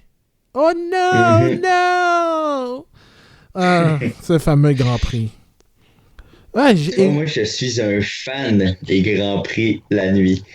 Moi, me lever durant la nuit, puis de savoir que, mettons, dans la nuit, là, je vais mélanger, là, mais mettons, dans la nuit du vendredi au samedi, il va y avoir une course, là. Ça vient me chercher. C'est sûr que c'est difficile durant la journée, mais je trouve que, c'est ça, mais en fait, je trouve qu'il y a une énergie différente à chaque heure où il y a un Grand Prix. Tu sais, l'après-midi, par exemple, c'est plus relax. Tu prends des petits biscuits, tu vas regarder le Grand Prix. Alors que le soir, on dirait que tu dois te forcer à être concentré, mais en même temps, tu mets entre les mains des pilotes un peu ton... ça passe ou ça casse, là. Si le Grand Prix est plat, tu vas dormir. Puis si le Grand Prix est palpitant, tu vas rester éveillé. C'est cette énergie-là, j'adore ça. Ouais. Puis toi, Anna-Marie, est-ce que tu préfères les courses diffusées le matin, l'après-midi ou le soir, heure du Québec? Non, mais ça dépend. Des fois, maintenant, il est parfait. Quand c'est à 8h du matin, c'est parfait parce que de toute façon, tout le monde se lève et on fait le déjeuner, on déjeune et on regarde la course et après, on les joue et on a rien à faire, on est déjà tout fait et on peut faire n'importe quoi. Mais ce qui est plate, des fois, quand il y a des courses à midi, c'est que ça tombe toujours à la fin de l'année. Ouais. Où tout le monde il veut faire des choses, des super. Mais oui, mais des fois on est coincé, mais je veux voir la course du Brésil, mais quelque chose à quelque part. Ça gâche un peu la journée, disons. Ouais. Oui, c'est parce qu'on ça la coupe en deux. Comme il faut. C'est ça, il faut se déplacer des fois, mais maintenant on ne se déplace pas parce qu'il y a le Covid. Ouais. Mais j'ai préféré quand c'est 1h du matin, oui, je suis capable, c'est mieux parce que je me lève et déjà fait, mais c'est ça. Ouais, moi aussi. Plutôt les matins, c'est mieux. Ouais, moi aussi, j'aime maintenant que les courses ont été ajustées à genre 9h le matin, ça va. T'as le temps de dormir 1 heure de plus.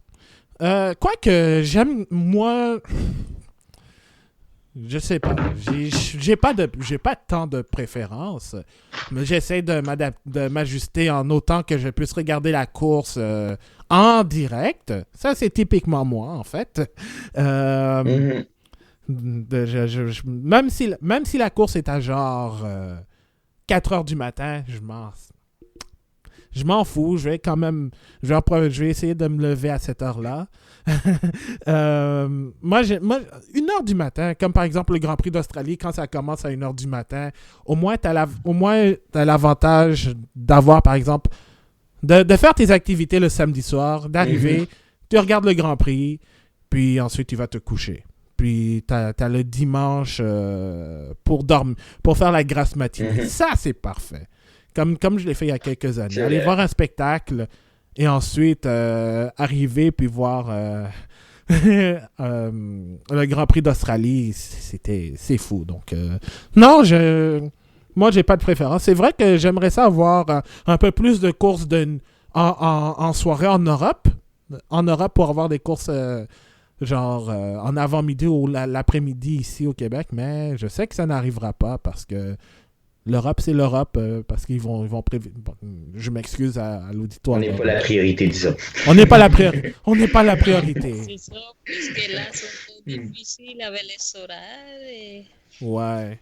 Mais on peut se lever à 3h du matin pour regarder la course. C'est vrai. Donc, j'ai une pensée aussi pour le peuple australien puis néo-zélandais aussi qui doivent se lever à genre... qui doivent rester éveillés le lundi matin, genre à 1h du matin pour regarder les courses. Alors, ouais. Sinon, moi, j'aimerais savoir, très rapidement, est-ce qu'il y a un circuit que vous aimeriez revoir dans un calendrier? Juste dire lequel. Comme par exemple, moi, j'aimerais ça revoir, il y a le Grand Prix de Malaisie à Sepang. Quel beau circuit. Bonne question. Euh, Mais le circuit, ça sera pas long, je vais le retrouver dans ma tête. Celui de. Est-ce que c'est à Valence, le circuit du Grand Prix d'Europe en 2012? C'est Oh ça? mon Dieu, ouais, c'est ça. À Valence. Oui, Je oui, sais pas pourquoi, mais ce Grand Prix-là, j'ai le jeu sur ma Xbox 360 F1 2012. Puis ce Grand Prix-là, je sais pas pourquoi ça a été mon préféré à faire, à part celui du Grand Prix du Canada. Donc, écoute, c'est un circuit qui est tellement bizarre que je nommerais lui. Mais ouais, à première vue, là, rapidement comme ça serait lui.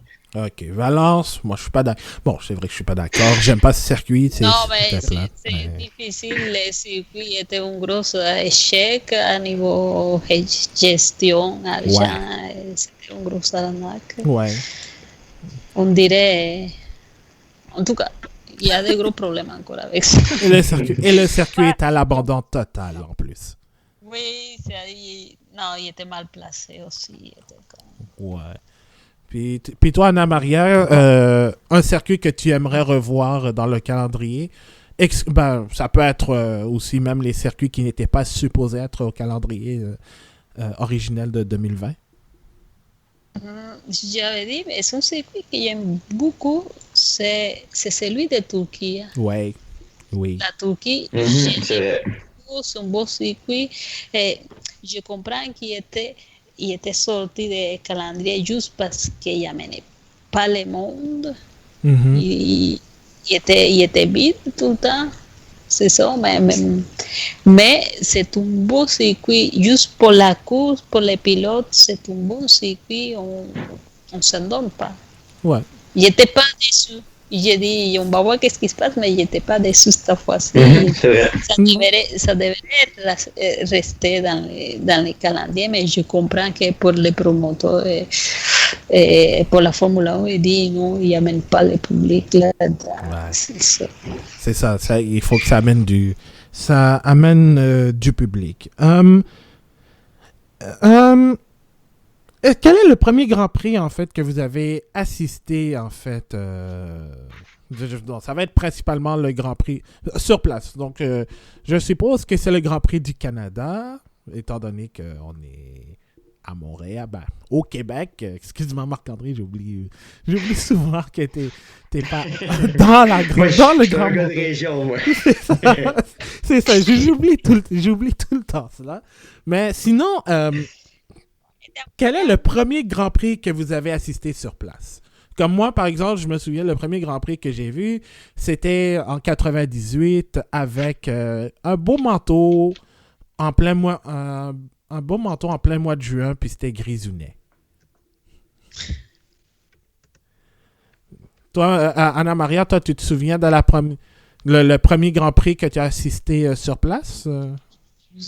Oui, c'était en 2004. 2004. Donc, la victoire 2004. La victoire de Michael Schumacher, la dernière de Schumacher à Montréal, en fait. Oui. Et il était allé, il faisait chaud, il n'y avait pas manteau. Ouais, toi, t'es chanceuse.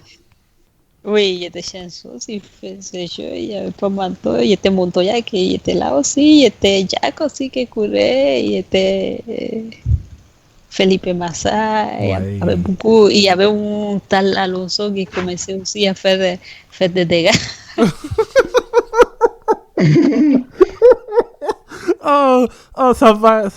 La saison 3 du bulletin F1 va être incroyable. Eh là là, oui, ça c'est sûr. Ouais, 2004, c'est vrai que c'était une belle course. Toi, Marc-André, Oui. c'était quel Grand Prix que tu as assisté sur place? En 2016. 2016, ah oui. 2016, c'est mon premier. J'en ai pas manqué un depuis. Ouais. Donc, 2016, ça a été mon premier avec mon papa. Et puis, c'était très belle expérience déjà à la base de pouvoir assister à ça. Honnêtement, c'est tellement un.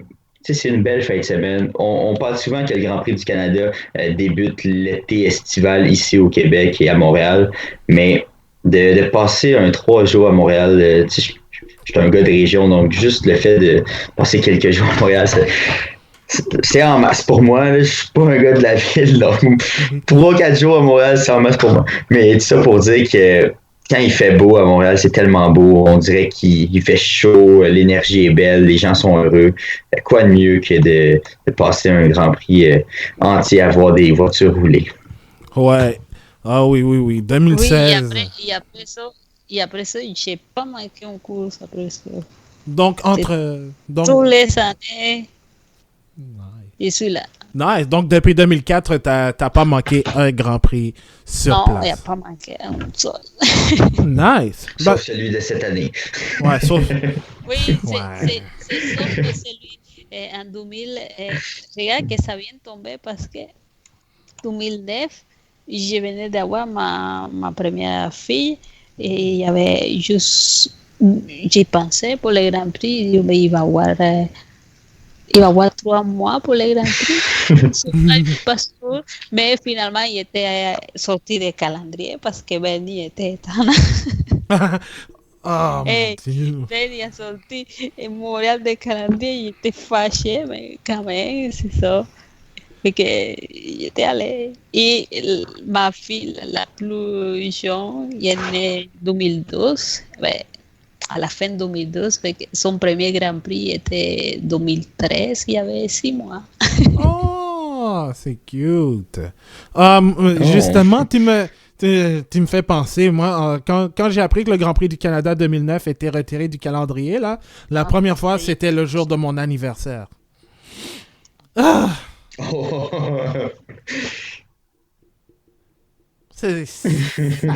J'étais pas très content quand j'ai appris la nouvelle. Mais malgré tout, toutes les tentatives de sauvetage, mais moi c'est ça, j'ai regardé, moi j'étais pour la première fois au Grand Prix du Canada 98. Ensuite j'ai été en 2002 pour les qualifications. Je suis retourné en 2013 pour la course. Ensuite, je suis allé en 2016 pour la première fois pour les 3 jours parce que j'avais gagné des billets. Ensuite, je suis allé en 2017. Et ben en fait, depuis 2016, j'ai pas manqué un Grand Prix, évidemment, excluant cette année. Donc, j'ai pas manqué un Grand Prix du Canada depuis que j'y suis allé en 2016. Et en plus, 2016, je me souviens, là, j'avais rencontré le préféré de Anna Maria avec une tuque de Pittsburgh. Alors, c'était de beaux moments. De bons moments. Sinon, très rapidement, est-ce que il y a, outre le Grand Prix du Canada, est-ce qu'il y a un Grand Prix que vous aimeriez assister sur place? Parce que moi, j'aimerais ça aller, comme je l'ai dit, j'aimerais ça aller à Austin parce que la ville est magnifique. Sinon, Melbourne aussi ou Silverstone. Le Grand Prix, l'ambiance à Silverstone est magnifique. T'as fait le même tour que moi. Moi, c'est Texas et après, c'est Melbourne. Il est loin pour nous. Ouais. Et après, moi, c'est Monza. Je voudrais un jour aller à Monza. C'est juste parce que ça doit être différent. Oui. C'est quelque chose, c'est différent. On dirait. Pas pour la course, mais pour l'ambiance. Oui. Et ensuite, aller sur la ligne de départ arrivée pour voir le podium. Là. Oh, ça, c'est ma partie préférée. Après le Grand Prix, quand il y a tout le monde entassé pour célébrer les pilotes, surtout quand c'est Ferrari, là, ça, c'est magnifique. Magnifique, effectivement, c'est si beau. Oh oui. Et toi, Marc-André, est-ce que tu as un Grand Prix que tu voudrais aller voir, en fait? Autre qu'à Vous Montréal? l'avez nommé, Melbourne, c'est pour tout ce que ce beau circuit peut amener, la chaleur et tout ça. C'est le début de la saison, il y a la petite frénésie du départ et tout ça. Donc, c'est certain que d'assister à ce tel événement pourrait être intéressant. Sinon, ben, c'en est un qui est pas encore né, malheureusement, en raison de la pandémie, mais en étant un grand fan de Max Verstappen, je ne peux pas passer à côté du Grand Prix du Pays-Bas. Ce Grand Prix va être assez spécial lorsque la pandémie nous permettra la COVID-19 nous permettra de recommencer à se rassembler en grand nombre, mais la vague orange va être beau à voir. Autant que le Monza, j'ai l'impression, Ouais. même si l'historique va être moins à jour, là, je pense que ça va être un aussi beau moment. Puis sinon, ben, j'aime beaucoup le Grand Prix de Belgique aussi, Ouais. pour l'aspect historique, tout ça. Notamment, tu peux aussi aller dans une section de Max, donc ça tombe bien. Ah ben, le Red Bull Ring aussi, si jamais il est encore un pilote Red Bull Ring de Red Bull, aussi, oui. exactement. Donc, tu sais, tous ces petits coins-là où c'est tellement des beaux pays aussi à visiter. Donc, non, ça m'intéresserait beaucoup d'aller tout ça. Puis Austin, je pense que vous l'avez dit, là, je répète un peu, mais quel beau circuit là, avec plein de défis. Puis la ville est en feu. Oui, et en plus, c'est ça, comme je l'ai dit, avec les spectacles, après la qualif puis la course aussi, là, si jamais ils réussissent à voir The Red Hot Chili Peppers en spectacle, ou bien The Foo Fighters, là, je m'en fous, je réserve ma place pour aller à Austin. Oui. Parce que c'est magnifique d'avoir le combo, en fait. Austin, Foo Fighters, Austin, puis la Formule 1. Ça, c'est magnifique. Et finalement, on va terminer avec une question probablement qui va faire un peu de débat. Là. Oh, j'aime ça. C'est assez simple. C'est assez simple quand même. Quel est votre plus beau moment en Formule 1 et quel est le pire que vous avez vu depuis que vous avez commencé à regarder la F1, Anna Maria?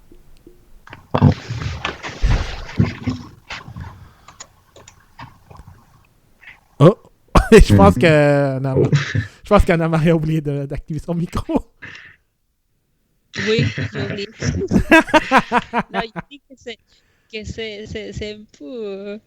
Mais une des pires, c'est une course que j'ai dit j'ai jamais revoir. C'est Brésil 2012 et 2008. Oh oui! Non, non, Brésil 2008, c'est quelque chose que je dis, mais à chaque fois que quelqu'un me dit, c'est Brésil 2008, non, je regarde pas ça, c'est comme...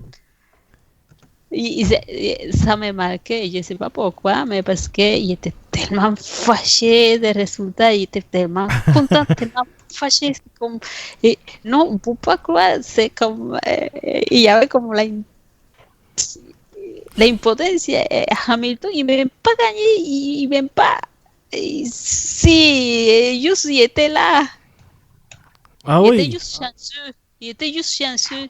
Ouais, il a été très chanceux parce que à un moment donné, il s'est fait dépasser par Sébastien Vettel quand il était chez Toro Rosso. Puis c'était suffisant pour Massa pour être champion. Puis ensuite, dans le dernier tour, quand Massa a gagné la course, mais il fallait attendre pour voir la position finale de Hamilton. Ouais. Puis je me souviens, la course, je l'ai regardée sur RDS. Personne... C'est Timon Glock. Les fameux Is that Glock? Is that Glock going slowly? Ce fameux moment-là. Moi, je pensais que c'était Trulli. Il prenait un tour à Trulli, mais finalement, c'était Timo Glock. Puis. Timo Glock qui lâchait ses pneus, il lâchait ou quelque chose comme ça. C'est sûr, il s'est laissé dépasser. Ouais, donc ça, c'est. Donc, ça, c'est les pires des que je regarde. Même pas, je sais pas, ça m'a marqué. Je pense que c'était comme traumatisé parce qu'en plus, j'étais en grossesse aussi. Il j'étais en grossesse aussi pour mon bébé, parce que je pense que les mélanges hormones de section, il était trop. Ah, ouais, ce Grand Prix surtout là non, un gros mélange, c'est un gros mélange d'émotions. Regarde, pour moi, même si on n'aurait pas été fan de Ferrari ou fan de Massa, on était comme, mais oui, mais voyons donc, c'est quoi ça? Oh, oui. Il était plus champion comme ça. C'est comme, oh non. Ah, pour vrai, là, ça fait vraiment mal pour Massa. Puis, en plus, c'était sa seule chance. Mais en fait, c'est devenu sa seule chance de devenir champion du monde. Puis, on sait ce qui s'est passé ensuite l'année suivante. Un incident, il reçoit un ressort de la Brown de Barrichello au Grand Prix d'Hongrie. Il est obligé de rater le reste de la saison. Puis ensuite, il a eu le malheur, je dirais le malheur d'avoir Fernando Alonso comme coéquipier. Alors, il n'a pas pu devenir le numéro 1 qu'il devait être, surtout après avoir été le coéquipier de Michael Schumacher lors de la dernière saison de ce dernier, avec Ferrari en fait. Alors, ouais, c'est vraiment triste pour Massa en fait. C'était sa seule chance. Sinon, est-ce que tu as un bon moment? Tu te souviens de ton moment préféré en Formule 1? Ah, préféré, je n'ai pas préféré, mais il y a beaucoup de bons moments, c'est sûr. Il y a la victoire de Montoya à Brasil, il y a Montoya à Monaco. Oh oui! C'est aussi une belle course. Et il y a beaucoup, il y a aussi des derniers, un bel moment, c'est ici au Canada 2017. Oui. Parce que Stroll, il y a eu ses premiers points en Formule 1. C'était Oui. ici. C'est vrai. Mais j'avais la chance d'être. J'ai regardé la course, mais j'avais aussi les passes pour les paddock, les passes presse. Mm-hmm. Et que j'ai eu la chance de le voir pendant la course, mais aussi après la course. Oh. Quand il était. Oui, ça c'était un bel moment parce que j'étais allé juste quand la course est finie, j'étais allé tout de suite au paddock parce qu'il n'était pas loin. Mm-hmm. Et j'étais tout de suite au paddock et lui il venait d'arriver aussi, vu que tout le monde sur lui parce qu'il venait de faire ce premier point, il était content et tout le monde le parlait, tout le monde voulait le parler, vu que je trouve que c'était aussi un bel moment. C'est vrai, oui, j'étais là aussi. Et surtout le Grand Prix du Canada 2017. Oh, le dépassement de Vettel sur Ocon. C'était magnifique. C'était un de mes plus beaux dépassements de la saison. Alors, oui, c'était une très belle course, en fait, Canada 2017. Ouais. Non, vraiment. Je suis d'accord avec toi avec ce moment. Les premiers points de Stroll en F1. Oui, je dis peut-être pour quelques autres, ça n'a rien de signification, mais j'étais là, j'ai photographié, j'ai fait des photos, j'étais juste là. Et qui sait, peut-être le jour où il va remporter sa première victoire en Formule 1, là, tu vas pouvoir te targuer pour te dire j'ai rencontré probablement un des plus jeunes vainqueurs de l'histoire de la Formule 1. Alors, ça au moins c'est quelque chose que tu ne pourras pas enlever qu'on ne pourra pas t'enlever, je veux dire, c'est ça qu'on ne pourra pas t'enlever. Sinon, toi, Marc-André, est-ce que tu as as-tu un moment préféré, le pire depuis que tu regardes la Formule 1? Dans mes moments préférés, je pense pas qu'il y a un moment que je me dis ça c'est vraiment le moment, mais il y en a quelques-uns, comme un peu à Anna Maria. Moi, je me souviens de la première victoire de Max Verstappen en Espagne, alors que les deux Mercedes entrent en contact. C'était un grand prix assez spécial. Donc, c'était son premier Grand Prix en plus avec la Red Bull. Donc, tout ça rend ce moment assez spécial pour moi. Sinon, c'est des petits moments qui sont difficiles à expliquer dans des courses différentes. Tu sais, il y a des souvenirs qui ramènent, mais tu peux pas identifier vraiment l'année, juste t'as le souvenir que c'est arrivé. Ça, il y en a quelques-uns. Mais non, honnêtement, les premiers points de cheval aussi, j'y étais et c'était beau parce que Oui. c'était le premier Canadien depuis Jacques Villeneuve à obtenir des points. Je pense que ça avait quelque chose de spécial. Puis en même temps, euh, d'un côté, il faisait mentir un peu tout le monde alors que la voiture de Williams n'était pas excellente. Il réussissait quand même à bien s'en tirer avec cette voiture. Donc, pour toutes ces raisons, non, je pense que ça aussi, ça fait partie de l'un de mes bons moments. Mhm. Et ton pire moment que tu as vu Suzuka 2014, je pense que ça ramène même au même point, mais Ouais. l'attente, tu sais, je me souviens encore que, puis tu sais, j'étais quand même jeune, là, j'avais quoi, peut-être 11 ans? Non, j'étais plus, j'avais 14 ans à peu près. Donc, c'est l'attente en sachant pas vraiment ce qui se passe. Est-ce que c'est Soutil qui a un problème? Est-ce que c'est tout plein de souvenirs qui ramènent à un résultat qui est assez dramatique et Ouais. très triste? Ouais, effectivement. Suzuka 2014, c'est assez difficile à enlever dans la mémoire de plusieurs personnes, en fait. Voilà, c'est juste triste tout court. Mhm. Ça, puis c'est pas 2019 en Formule 2 aussi. Mhm. Avec Antoine Hubert. Ouais. Et puis, Oui, parce qu'il y a des, comme pour moi, il y a des petits moments qu'on dit, et puis moments de sport de course, parce que tu viens de perdre, parce que c'est difficile comme 2008, mais il y a d'autres qui sont des moments d'accident, c'est sûr qu'à chaque fois qu'il y a un accident, c'est un peu... On n'aimerait pas voir ça. Ouais. Et en plus, tu sais, 2017, je vois Stroll faire ses premiers points. 2018, je le vois se classer en face Oui. j'y étais aussi. Ouais, on y Ah, était devant aussi. moi. Oh, shit! J'étais Quel là- moment. Ça, mais, c'est peut-être pas l'un de nos bons moments, mais Non, quel moment spécial. Aïe, aïe, non, aïe. parce qu'on était à la même place. Et oui, ils mis la voiture et on voit, on était tous contents parce qu'on met Mhm. la voiture bien. Et je vois, il y a quelqu'un qui s'en vient trop vite, ça là, qui Uh-huh. contrôle on disait, c'est Stroll, c'est son coéquipier, c'est qui? Ah, non, Sirotkin. c'est- Sergei Sirotkin.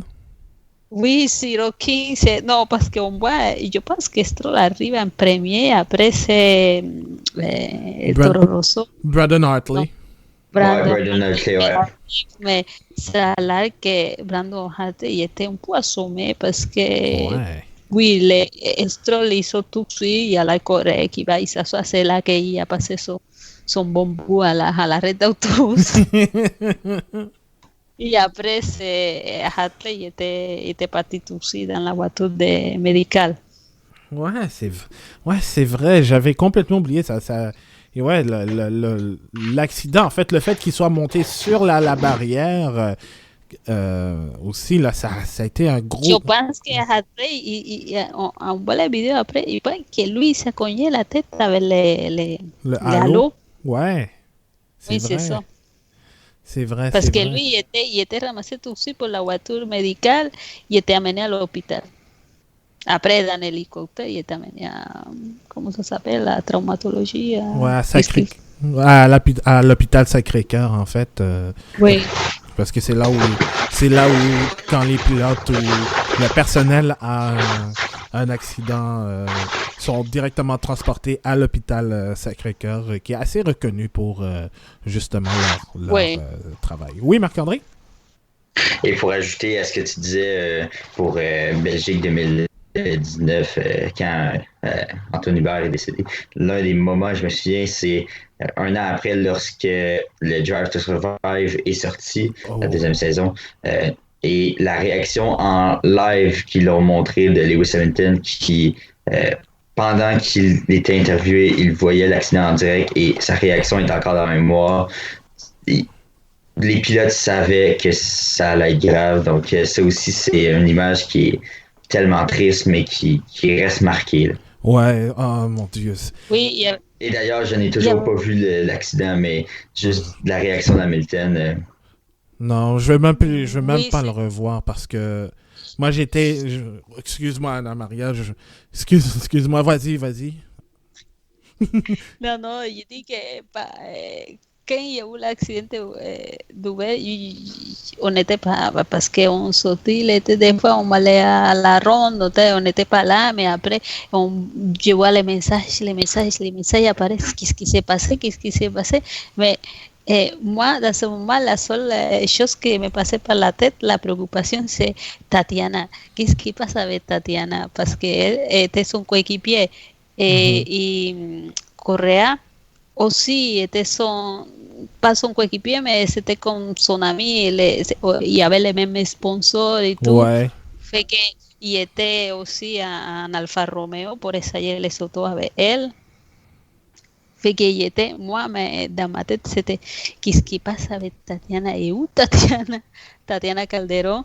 Y j'étais préoccupée parce que j'ai dit, est-ce qu'il va il va courir après parce qu'il y a un gros stress aussi. C'est comme la première fois pour elle. C'est difficile pour les pilotes. Ils sont là, ils sont préparés, mais quand ça se passe, c'est différent. Mhm. Ouais. Les jours après, je pense qu'elle il a fait la course, mais il y a eu un accident. Pas si grave, rien, mais c'est ça. Après, quand je parlais avec elle, je voulais pas parler de l'accident, juste faire l'interview comme il faut, et rien. Mais finalement, on s'est parlé, il était tellement émotif Ah oui.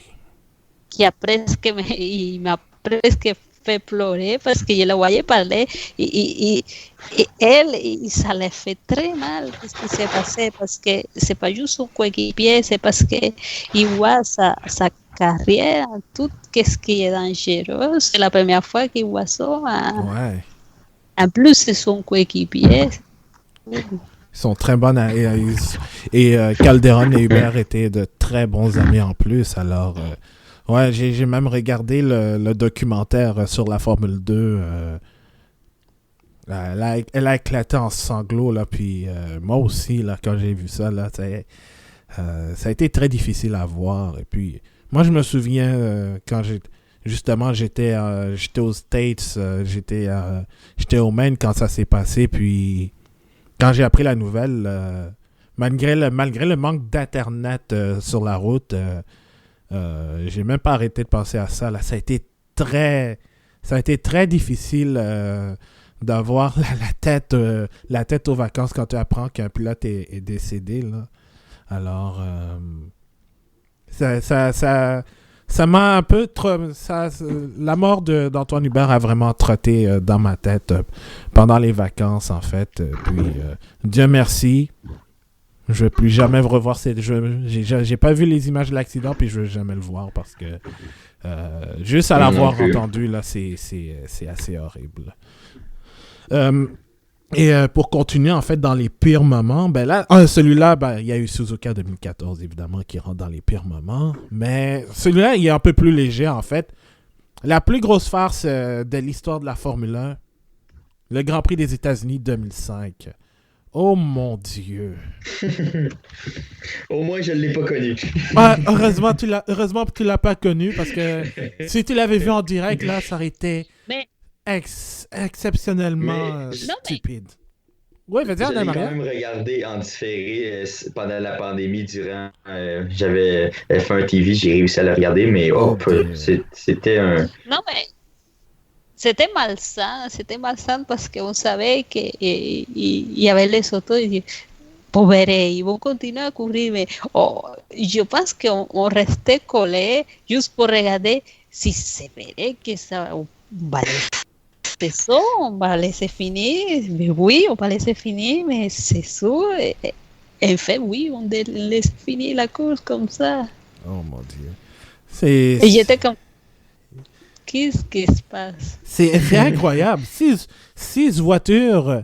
Puis en plus, ce sont tous parce que pour ceux qui ne le savent pas, après des accidents, la rupture de pneus de Ralf Schumacher et de Ricardo Zonta de Toyota, Michelin avait essayé de trouver des solutions avec la FIA. Est-ce qu'on allait ajouter une chicane temporaire et tout? Mais malheureusement, la FIA a refusé, puis Michelin a décidé...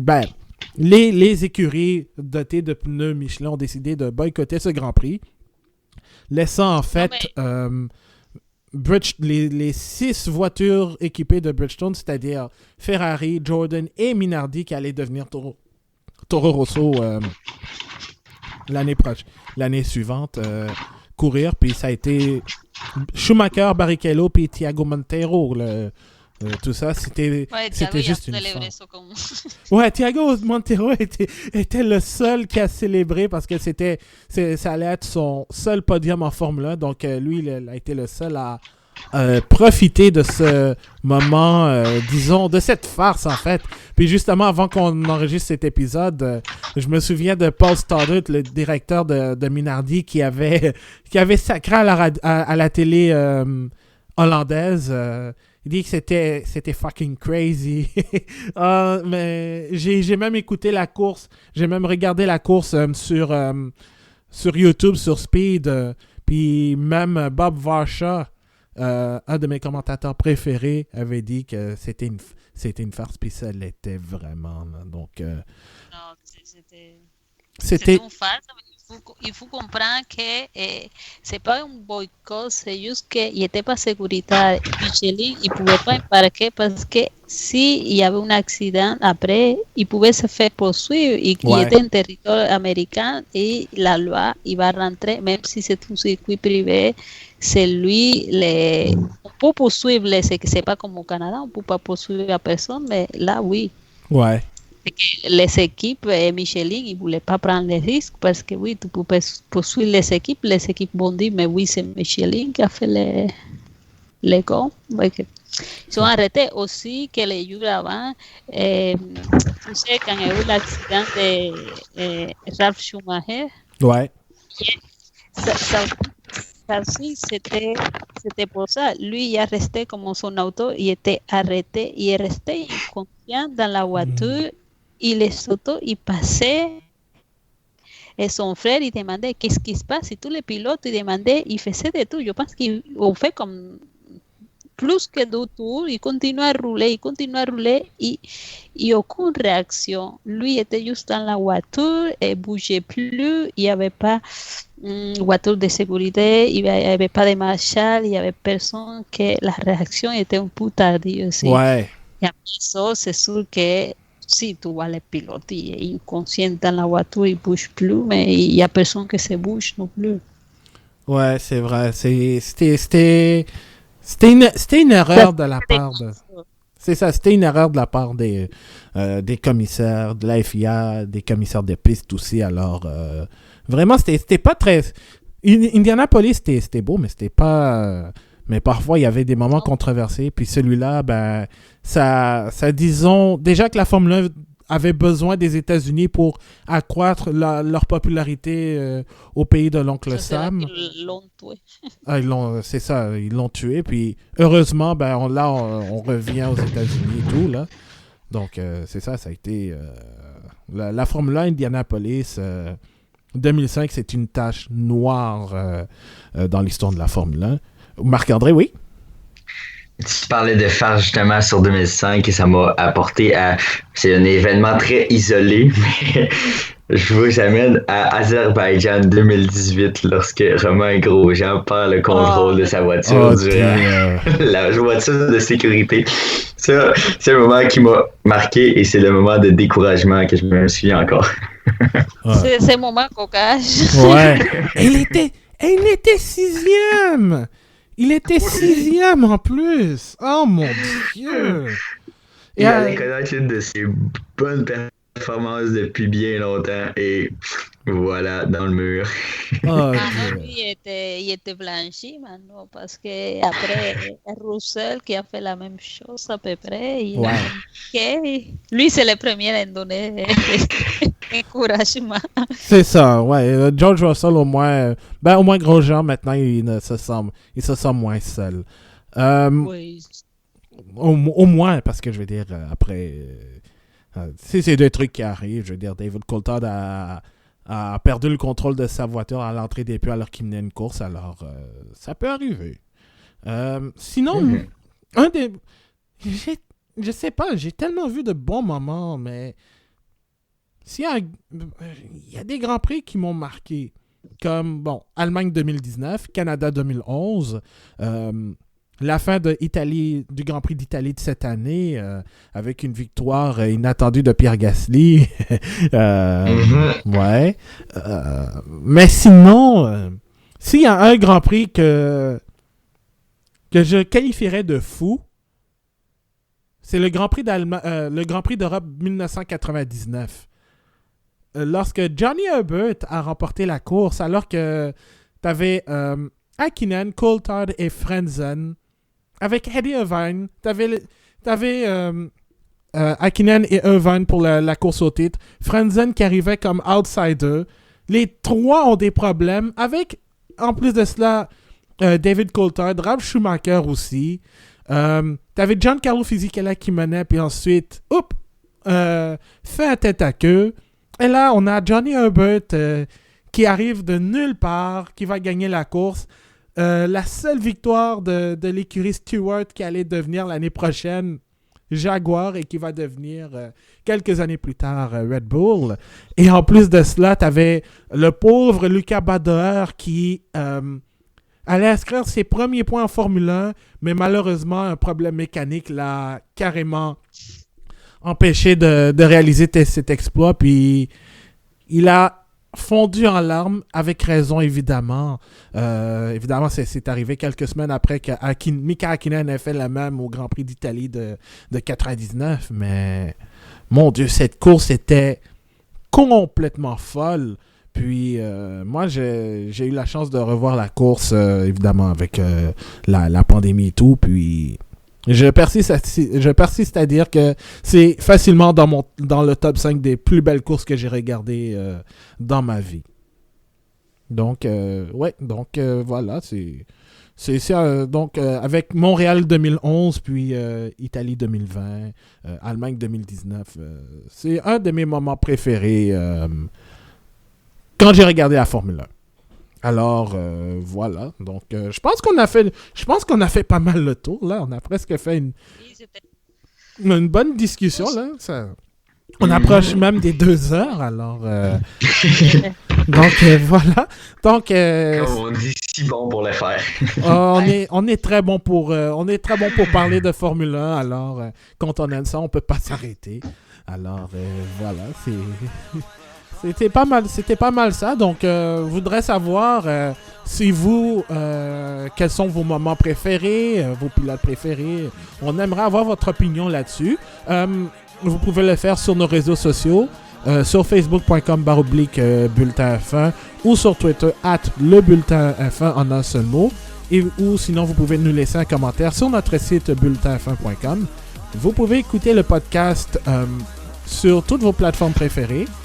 Évidemment sur bulletinf1.com, mais aussi sur Apple Podcast, Google Podcast, Spotify, Stitcher et ainsi de suite. N'hésitez pas aussi à partager le tout si vous avez aimé ça, à transmettre le message à vos amis, à nous laisser des commentaires constructifs pour qu'on puisse s'améliorer, ou bien partager votre opinion sur la Formule 1, sur vos bons membres, pour qu'on puisse en parler, avoir une bonne discussion, surtout parce qu'on s'approche des 3 dernières courses de la saison.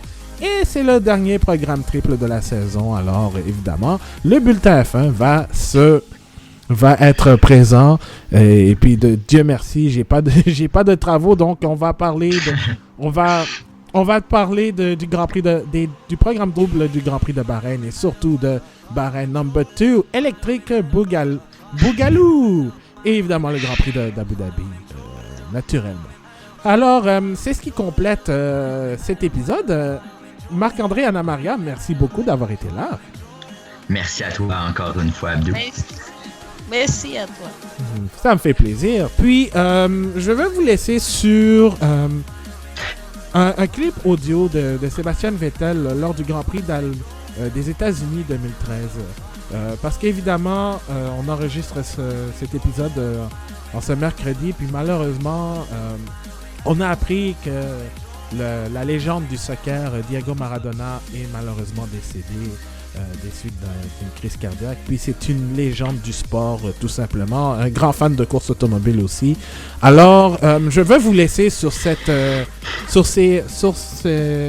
citation de Sébastien Vettel lors du Grand Prix des États-Unis 2013, parce que ça encapsule en fait ce que Diego Maradona avait, la passion et le fait aussi que on doit profiter de ces moments parce qu'on ne sait jamais quand est-ce que ça peut se terminer. Alors, sur ce, je vous laisse sur cette citation de Sébastien Vettel et on se retrouve la semaine prochaine pour le retour du Grand Prix de Bahreïn.